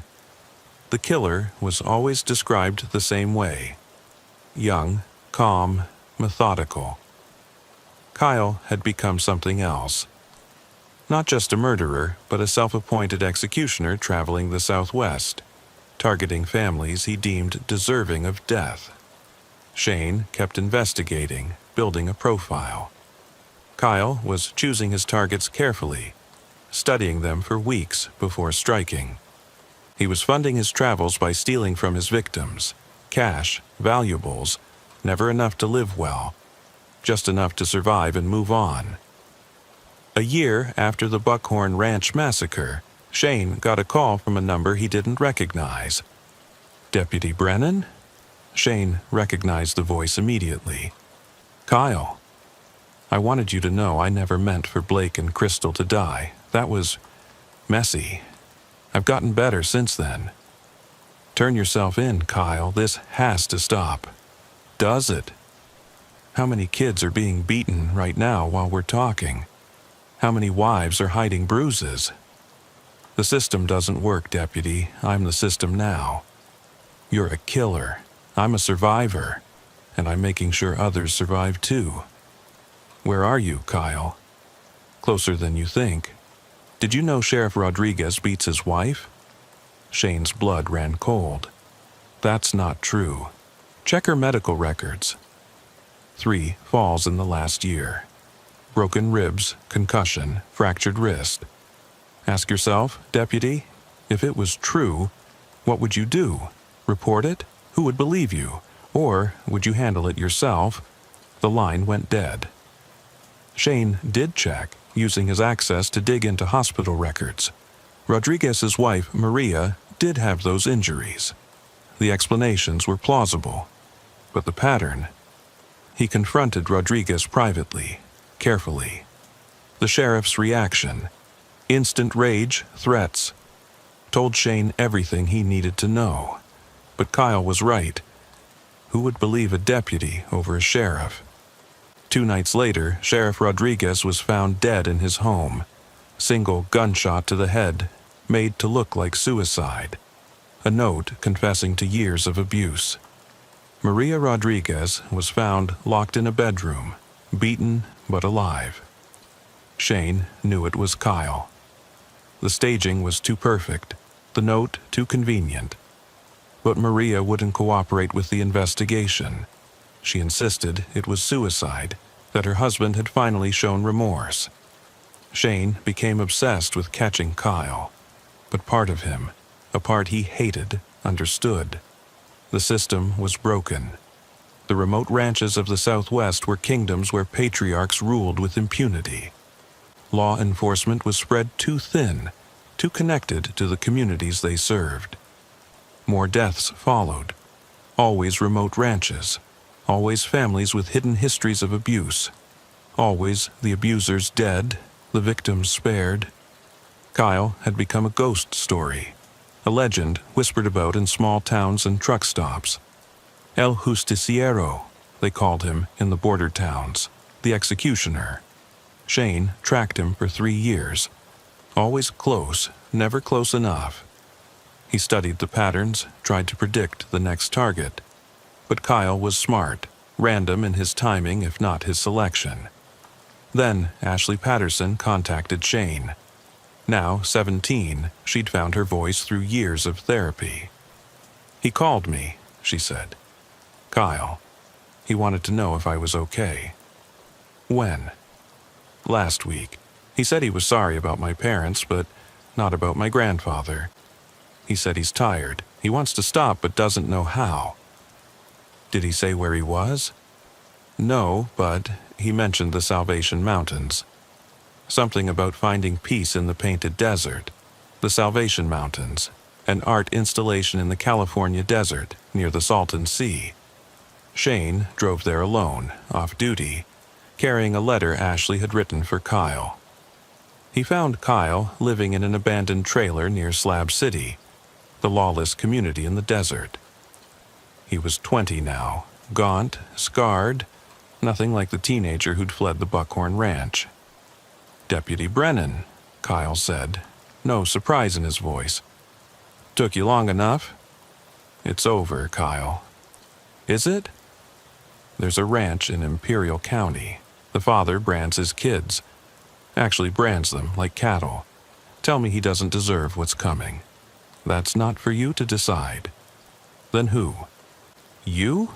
The system that lets it happen? Shane handed him Ashley's letter.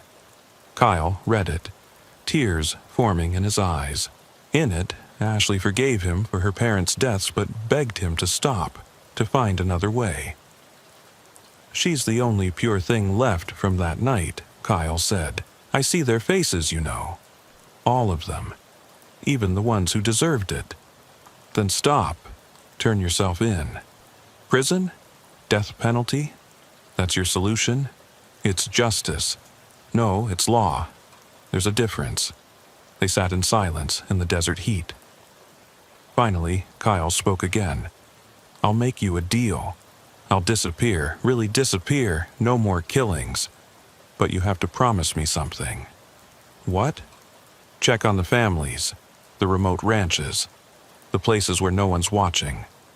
Be the system I couldn't trust. Shane wanted to arrest him, to bring him in, to close the case. But he thought about Sheriff Rodriguez, about all the hidden abuse Kyle had uncovered, about Ashley's letter. I can't let you go. You can't stop me either. I've got a rifle trained on you right now. Motion sensor trigger. You move toward me, we both die. Shane looked around, spotted the setup. Ingenious, paranoid, effective. This is the only deal you get, Deputy. I disappear, the killings stop, but you become what the system should be. Or I keep going, and more people die. Your choice. Shane made his choice. He stood up, walked away, and never looked back.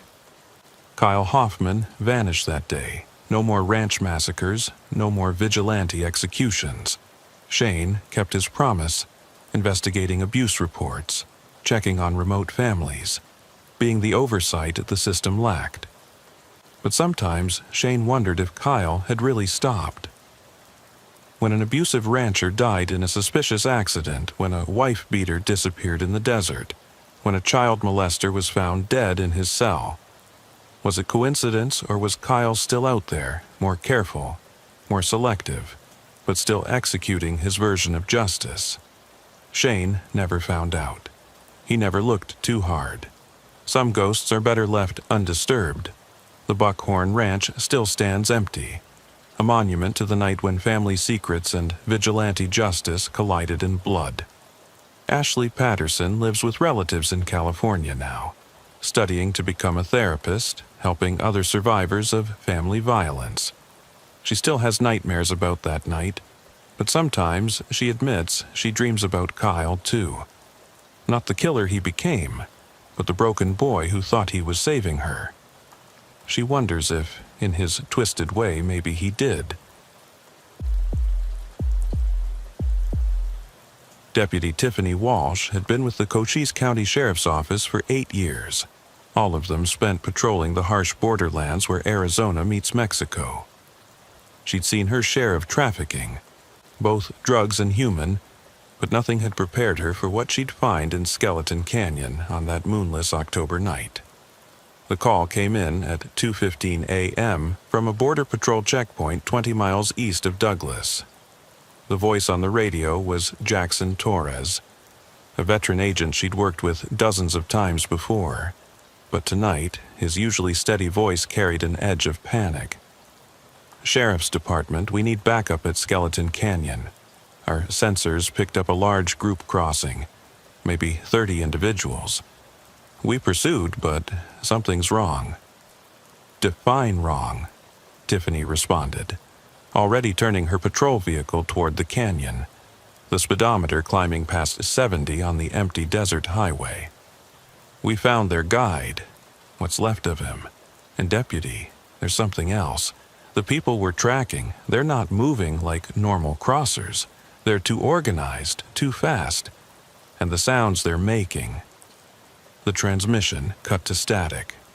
Tiffany tried to raise Jackson again but got no response. She pushed the accelerator harder, her patrol car's engine roaring through the night. Skeleton Canyon had earned its name honestly. In the 1880s, it had been the site of numerous massacres. Mexican smugglers ambushed by American bandits, leaving bones scattered across the canyon floor. The place had been cursed in local legend ever since. Even now, over a century later, hikers occasionally found human remains bleached white by the desert sun. The cartels usually avoided it, preferring easier routes despite the canyon's strategic advantages. But desperate times called for desperate measures, and the recent crackdown on traditional smuggling routes had pushed operations into places even the criminals feared. 20 minutes later, Tiffany arrived at the canyon entrance. 3 Border Patrol vehicles sat abandoned, engines still running, doors open. Jackson's truck was among them. Her hand moved instinctively to her sidearm as she called it in. "Dispatch, I'm at Skeleton Canyon. 3 Border Patrol units abandoned, no sign of agents. Requesting immediate backup." "Copy that, Unit 14. Backup is 40 minutes out." 40 minutes. Too long. Jackson and his team could be dying in there. Tiffany grabbed her tactical gear, vest, rifle, extra magazines, first aid kit, and her grandfather's knife. A wicked 8-inch blade he'd carried in Vietnam. She'd never had to use it on duty, but something about tonight made her clip it to her belt. The beam of her tactical flashlight cut through the darkness as she entered the canyon. The first thing she noticed was the silence. The Sonoran Desert was never truly quiet. There were always insects and nightbirds, the rustle of small mammals. But here, nothing. Even the wind seemed to avoid this place. 50 yards in, she found the first blood. A spray pattern on the canyon wall, too high to be from a normal wound. Arterial spray, but from someone who'd been lifted off the ground when it happened. Her light followed the blood trail down to a dark pool in the sand. No body. "Jackson," she called out, her voice echoing off the canyon walls. "Torres, you out here?" A sound answered her. Not a voice, but something between a laugh and a sob, coming from deeper in the canyon. She followed it, weapon raised, every nerve on edge. The canyon narrowed, walls rising 30 feet on either side. Ancient petroglyphs covered the rock face here, symbols from long-dead peoples who'd inhabited this land before European contact. But among the old symbols were new ones, carved recently. They hurt to look at, geometric patterns that seemed to move in her peripheral vision. Another 100 yards, and she found the guide. He'd been torn apart, literally. Arms ripped from sockets, chest cavity opened, organs missing. But the wounds weren't from animals. The tears were too precise, too deliberate. His face was frozen in an expression of absolute terror, eyes wide, mouth open in a silent scream.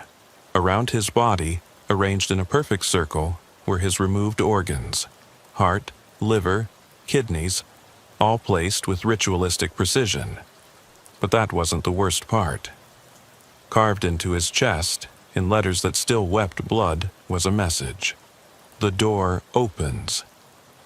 Tiffany photographed everything, then noticed the tracks. Dozens of footprints, all bare feet. But they were wrong. Too deep, like each person weighed twice what they should. And the gait pattern was inhuman, the space between steps too long. Some of the prints showed what looked like claws instead of toes. A scream echoed through the canyon, human, agonized, cut short. It came from the direction of the old copper mines that riddled the canyon's deeper sections.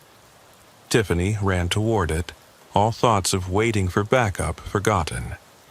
She found Jackson Torres outside a mine entrance, or what was left of him. He was still alive, barely, propped against a rock. His tactical gear was shredded, 4 parallel gashes across his chest that looked like claw marks. His eyes found hers, wide with terror and something else, knowledge of something too horrible to process.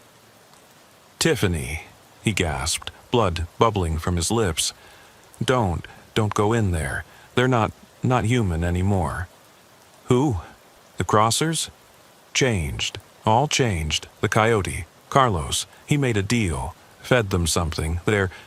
He coughed, spraying blood. "They're becoming something else. And there's something in the mine. Ancient. Hungry. It's been waiting. Jackson, stay with me. Help's coming." He grabbed her arm with surprising strength. "No, you have to stop them. They're heading for Douglas. 30 of them, maybe more, if they reach the town." His grip loosened, eyes losing focus. "The children. It wants the children." Jackson Torres died with a rattling breath that seemed to echo through the canyon. Tiffany closed his eyes, then stood, checking her ammunition. 6 magazines for the rifle, 3 for her Glock. Against 30 of whatever had killed Jackson, it wouldn't be enough. But she couldn't wait for backup. Not if they were heading for Douglas, a town of 15,000 people. She entered the mine. The tunnel was older than any mining operation should have created. The walls were too smooth, carved rather than blasted. Her light revealed more of those moving symbols, and words in Spanish, English, and languages she didn't recognize.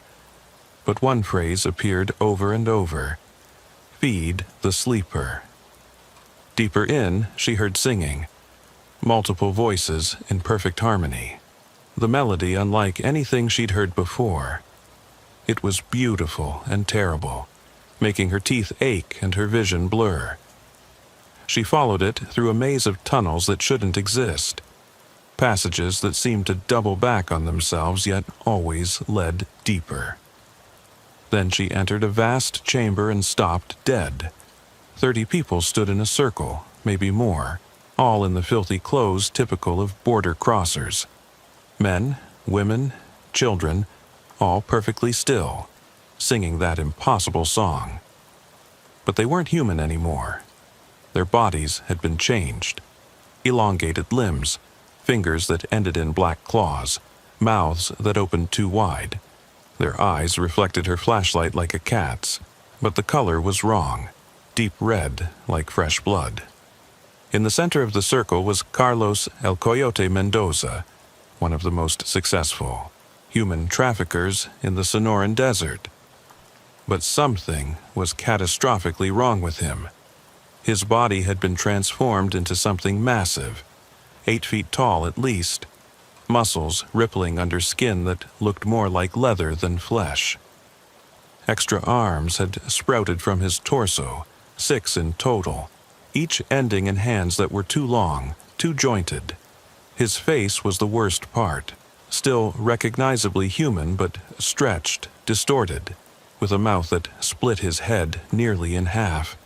And behind him, painted on the chamber wall in what looked like fresh blood, was a massive symbol that made Tiffany's eyes water to look at. It seemed to pulse with its own light, and she realized with growing horror that it was moving, rotating slowly like a door handle turning. "Another one comes," Carlos said, his voice a harmony of tones that shouldn't come from a single throat. "Good. The sleeper needs more, always more."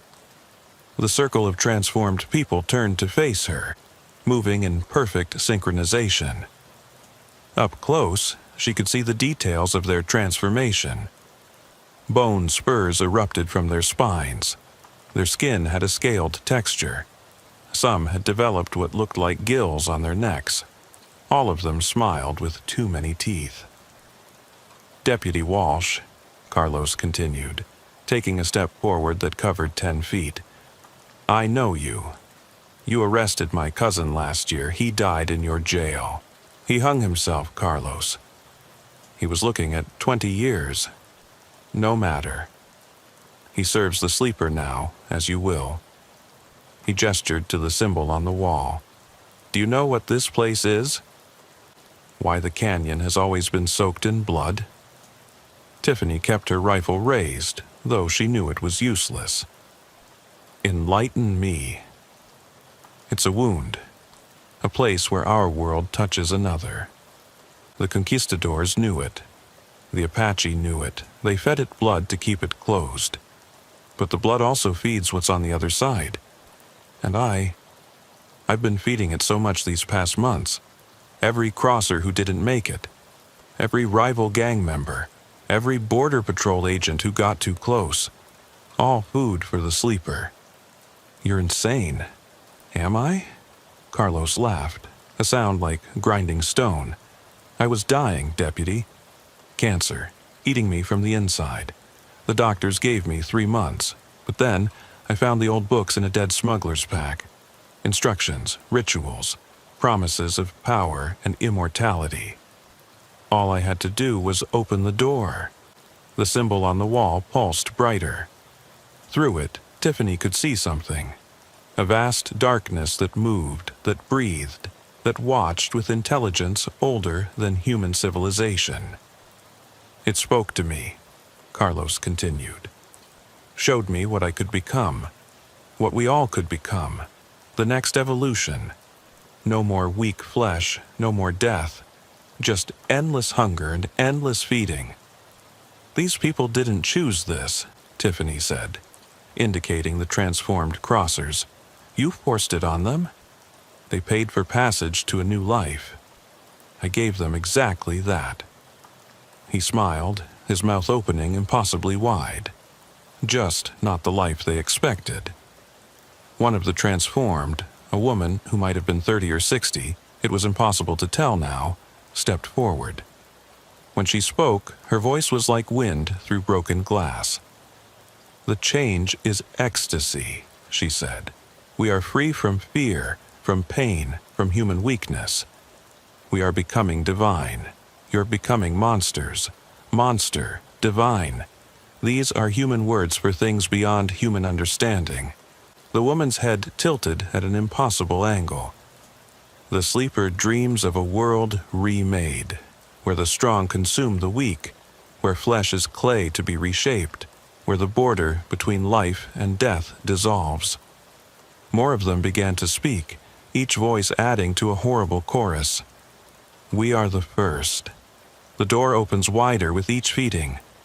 Soon the sleeper will wake fully. And when it does, this world will drown in beautiful darkness. Tiffany backed toward the tunnel entrance but found it blocked. More transformed people had entered behind her. She recognized some of them. Border Patrol agents who'd gone missing over the past months, their uniforms hanging in tatters from their changed bodies. Among them was Maria Santos, an agent she'd known for 5 years. Maria's face was still recognizable, but her body had been elongated, stretched like taffy, arms reaching nearly to the ground. "Tiffany," Maria said, her voice still carrying a trace of her former self, "don't fight it. The change, it's freedom. No more watching people die in the desert. No more choosing between law and compassion. Just purpose, pure, simple purpose. What purpose? To feed, to grow, to spread." Maria's 2 long arms reached toward her. "Let us show you." Tiffany fired 3 rounds into Maria's center mass. The transformed agent jerked but didn't fall. Black ichor leaked from the wounds, but they began closing almost immediately.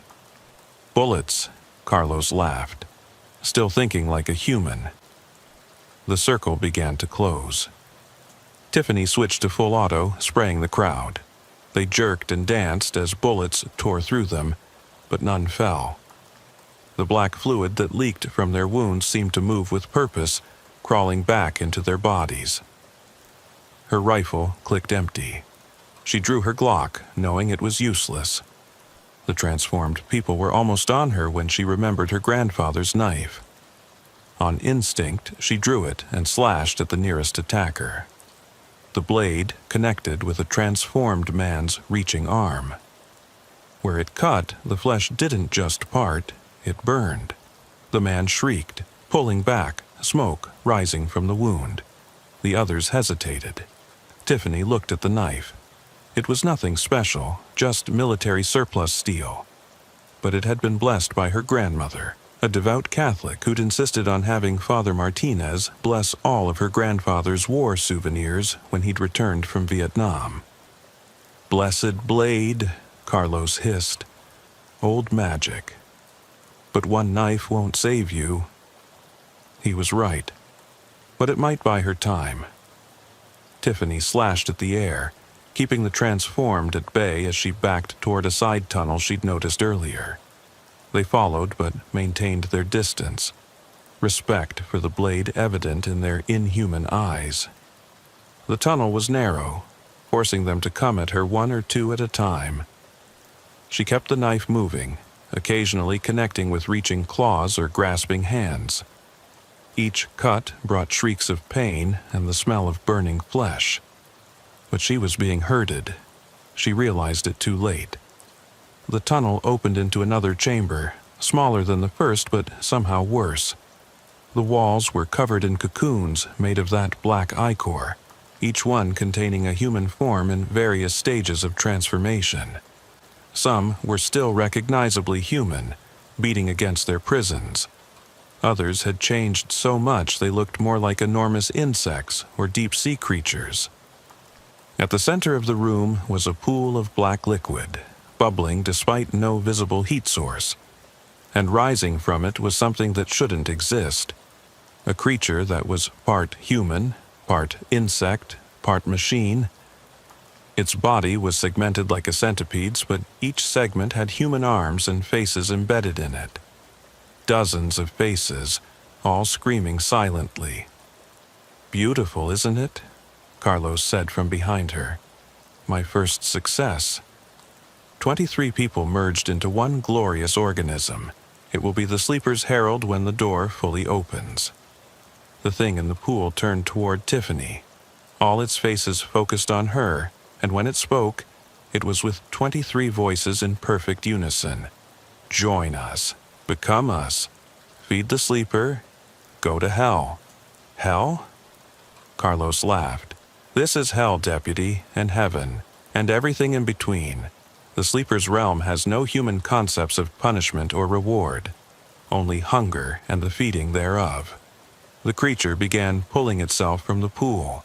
Its movement was obscene, segments rippling, human arms pulling it forward while others reached toward her. Tiffany slashed with the knife, severing several arms, but more kept coming. She ran deeper into the caves, the sounds of pursuit echoing behind her. The tunnels branched and twisted, some natural, others clearly carved by tools that predated modern equipment. She passed more chambers filled with horrors, walls of fused human bodies, still alive and moaning. Pools of that black ichor with things growing in them that looked like human/plant hybrids. Rooms where the transformed were performing surgery on screaming victims, adding or removing parts seemingly at random. Then she found the heart of it all. The chamber was vast, so large her flashlight couldn't find the far walls. In the center was a pit that seemed to go down forever, and from it rose a presence that her mind couldn't fully process. It wasn't visible in any normal sense, but she could feel it. Ancient, vast, hungry, beyond measure. The sleeper. Around the pit, arranged in concentric circles, were hundreds of bodies. Some were ancient. Mummified remains in Spanish armor, Native American garb, Old West clothing. Others were fresh. People who disappeared in recent months. All were connected by veins of that black ichor, creating a vast network with the pit at its center. Standing at the edge of the pit was a figure Tiffany recognized from missing person reports. Dr. Elena Vasquez, a biochemist who'd vanished from the University of Arizona 6 months ago. But she'd been transformed more thoroughly than the others. Her body was now translucent, showing internal organs that pulsed with black fluid. Her head had split open like a flower, revealing a brain that had grown far beyond human proportions. "Deputy Walsh," Dr. Vasquez said, her voice coming from no visible mouth. "How wonderful. An observer for the final phase." Final phase of what? The opening, of course. Carlos was just a tool, a crude instrument to gather the necessary biomass. But I understand the science. The sleeper isn't from another dimension or some hell. It's from outside our universe entirely, a place where the laws of physics are suggestions, where flesh and energy and thought are all the same substance. You're talking about an alien invasion? Invasion implies conflict. This is more like digestion. Your universe is being absorbed, transformed into something more useful to the sleeper's kind. Earth is just the entry point, the weakest spot in reality's fabric.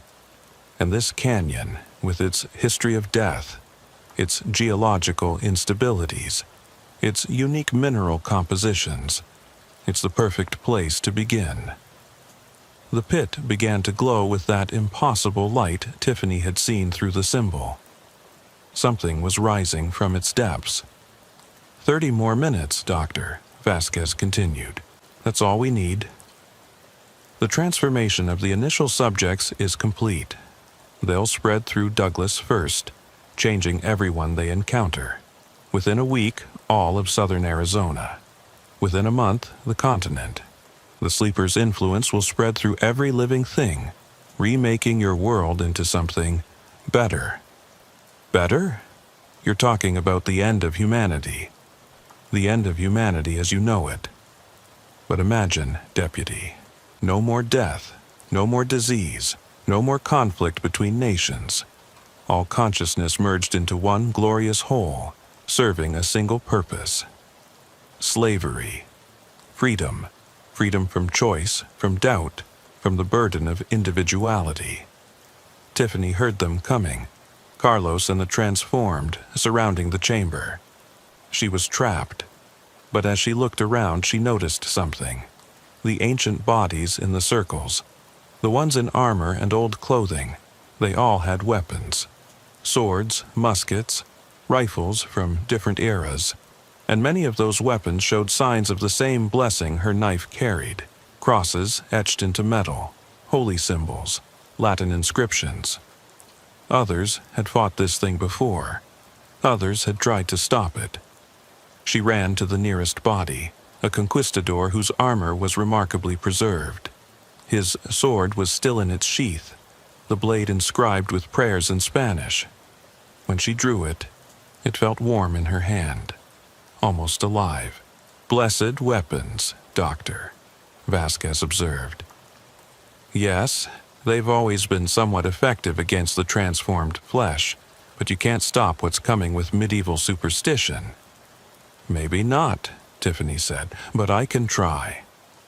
She ran along the circle, gathering weapons. A Colt peacemaker with a cross carved in the grip. A Apache tomahawk with sacred symbols. A World War I bayonet with Hebrew inscriptions. Each one thrummed with power, with the faith of those who'd carried them. Carlos and the others entered the chamber, spreading out to surround her. The thing in the pool, the merged creature, dragged itself from another entrance. They were closing in from all sides. Kill her, Doctor, Vasquez commanded. Feed her to the sleeper. They charged. Tiffany fought like her grandfather had described fighting in the tunnels of Cu-Chi. Brutal, desperate, without thought for anything but the next second of survival.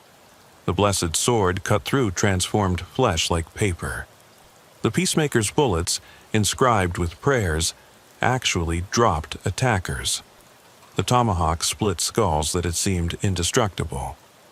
But there were too many. For every one she killed, 2 more took its place. And from the pit, something was definitely rising now. Tentacles of impossible size, covered in eyes and mouths, reaching for the chamber's ceiling. That's when she heard the helicopters. The ceiling exploded. Repelling lines dropped. Soldiers in full hazmat gear descended, firing weapons she didn't recognize. Things that shot beams of white light that turned the transformed to ash. Deputy Walsh, a voice called through a speaker. Colonel Mitchell, U.S. Army, we're here to extract you. The pit, she screamed. Something's coming out of the pit. The colonel saw it. The massive tentacles now fully emerged, each one the size of a subway car. Light it up, he commanded. The soldiers opened fire with everything they had. Conventional bullets, incendiary rounds, those white light weapons. The tentacles writhed, some retreating, but more kept coming. "We need bigger guns," the colonel said. Then, into his radio, "Broken arrow, broken arrow.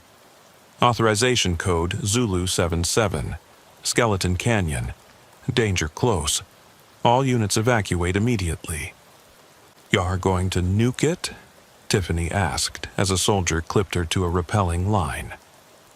"Tactical strike," Mitchell said. "We've been monitoring this site for years. Hoped it would never come to this." They were hauled up through the blasted ceiling into a helicopter that immediately banked hard and accelerated away from the canyon. Through the window, Tiffany watched more helicopters lifting off, all fleeing at maximum speed. 2 minutes to impact, the pilot announced. Below, she could see the transformed pouring out of the mine entrances, running with inhuman speed toward Douglas. But also rising from the canyon was something vast, the sleeper itself, pulling its impossible bulk from the pit, a thing of tentacles and eyes and mouths that hurt to perceive directly. Then the missile hit. The explosion was smaller than she expected. Tactical nukes were designed for contained destruction. But the effect on the creature was immediate. It writhed, screamed, with a sound that shattered the helicopter's windows, then began to dissolve, pulled back into the collapsing pit. The canyon itself was collapsing, falling in on itself as the underground chambers were vaporized. The transformed who'd been fleeing were caught in the collapse, buried under millions of tons of rock. "Did we get it?" Tiffany asked. Colonel Mitchell was quiet for a moment. "We stopped it from fully emerging. But things like the sleeper, they don't die. They just go back to sleep. And there are others." "Others?" "Every border on Earth, Deputy. Every place where blood has been spilled for generations, where suffering has soaked into the ground. The sleepers feed on conflict, on human misery, and we've given them so much to feed on over the centuries." They landed at a military base Tiffany didn't recognize. Underground, from the look of it. She was led to a medical facility where doctors in hazmat suits examined her, took blood samples, ran tests she didn't understand. "You've been exposed," one doctor told her. "The ichor, the transformed blood, it's in your system. Not enough to change you, but enough that you'll never be quite the same." "What does that mean?" "You'll see things others don't. Sense when the boundaries are weak. You'll know when another sleeper is stirring." She was debriefed for days, shown satellite footage of other sites around the world. The Korean DMZ, the India-Pakistan border, the Gaza Strip, all showing similar energy signatures to what had been in Skeleton Canyon. "We need people like you," Colonel Mitchell told her. "People who have been exposed but retained their humanity. You can sense them, fight them in ways normal humans can't. You want me to join some kind of secret government monster hunting unit. Nothing so dramatic. Officially, you'll still be a sheriff's deputy. But when we detect activity, when another sleeper starts to wake, we'll call you. And if I say no, then you go back to your regular patrols, knowing what you know, seeing what you'll see, unable to do anything about it." Tiffany thought about Jackson Torres, dead in the canyon, about Maria Santos, transformed into something inhuman, about the citizens of Douglas who'd nearly become food for an cosmic horror. "I'm in." That was 3 years ago. Since then, Tiffany had responded to 7 incidents. A call to New Mexico trying to wake something under the Trinity test site. Cartel tunnels in Texas that had broken through into older, darker passages. A mass disappearance at the California-Nevada border that turned out to be another transformation site. Each time she'd arrived with her blessed weapons. She'd collected quite an arsenal now. Each time they'd managed to stop the awakening, though never without casualties. Each time, the incidents were getting worse. the sleepers stirring more frequently. The official stories never mentioned the truth. Gas leaks, chemical spills, cartel violence. Comfortable lies for a population that couldn't handle the reality of what lurked beneath their feet. Tiffany still patrolled the Arizona borderlands, but now she knew what she was really guarding against. Not drug smugglers or illegal immigrants, but things far older and hungrier. She'd become a sentinel at the edge of reality, watching for signs that the boundaries were weakening again. Because they always weakened. The sleepers were patient, and human conflict fed them constantly. Every death in the desert, every drop of blood spilled in violence, added to their strength. Last week, she'd received new intelligence. Unusual activity at multiple sites simultaneously. The sleepers weren't just stirring individually anymore. They were communicating, coordinating, building towards something. The real invasion, Colonel Mitchell had told her in their last briefing, isn't aliens from space or armies from foreign nations. It's what we've been feeding with our violence all along. And we may have fed them too much to stop them this time. Tiffany cleaned her grandfather's knife, now her most trusted weapon. She checked the blessed ammunition for her peacemaker. She studied the maps showing the new hot zones. The next call would come soon.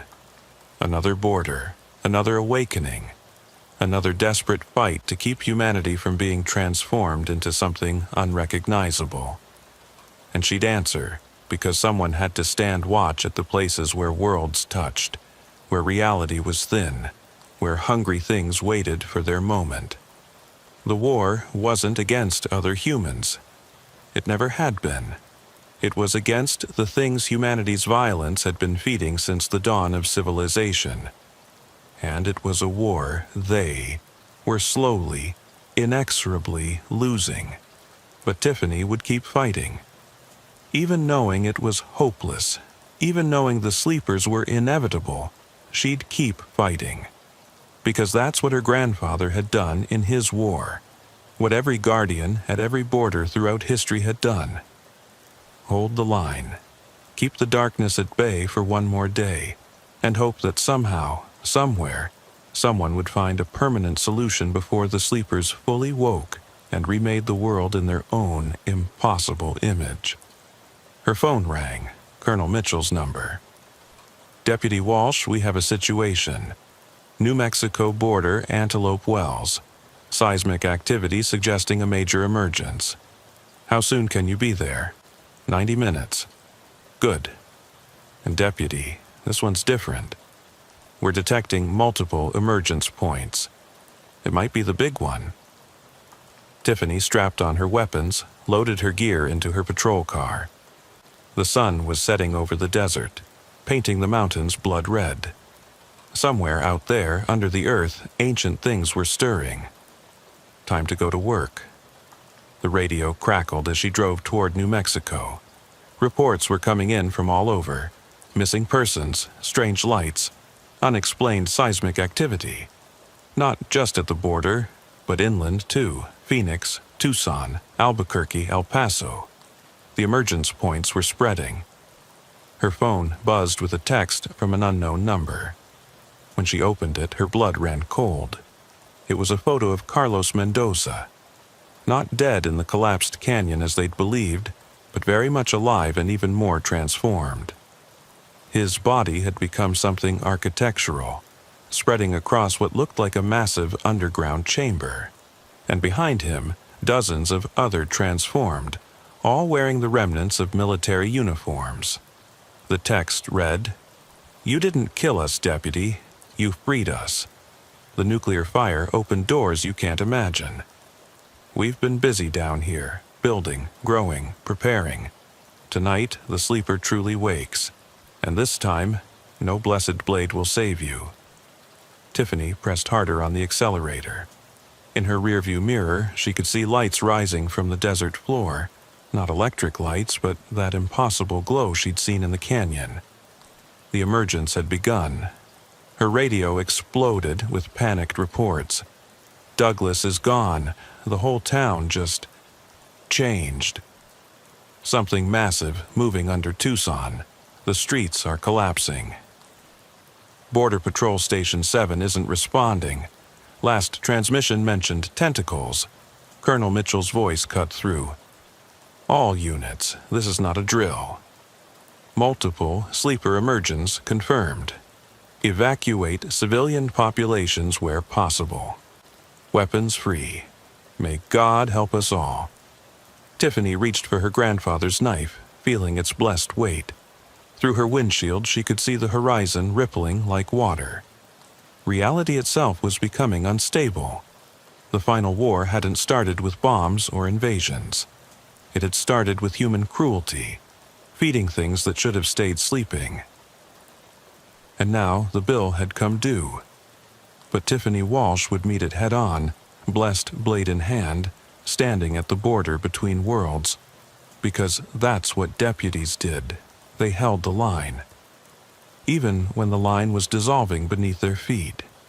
Even when the darkness was winning. Even at the end of everything. The speedometer hit 100 as she raced toward Antelope Wells, toward whatever horror was emerging there. In the distance, something massive broke through the desert floor. A shape that shouldn't exist, couldn't exist, but did. The sleeper was awake, and the world would never be the same.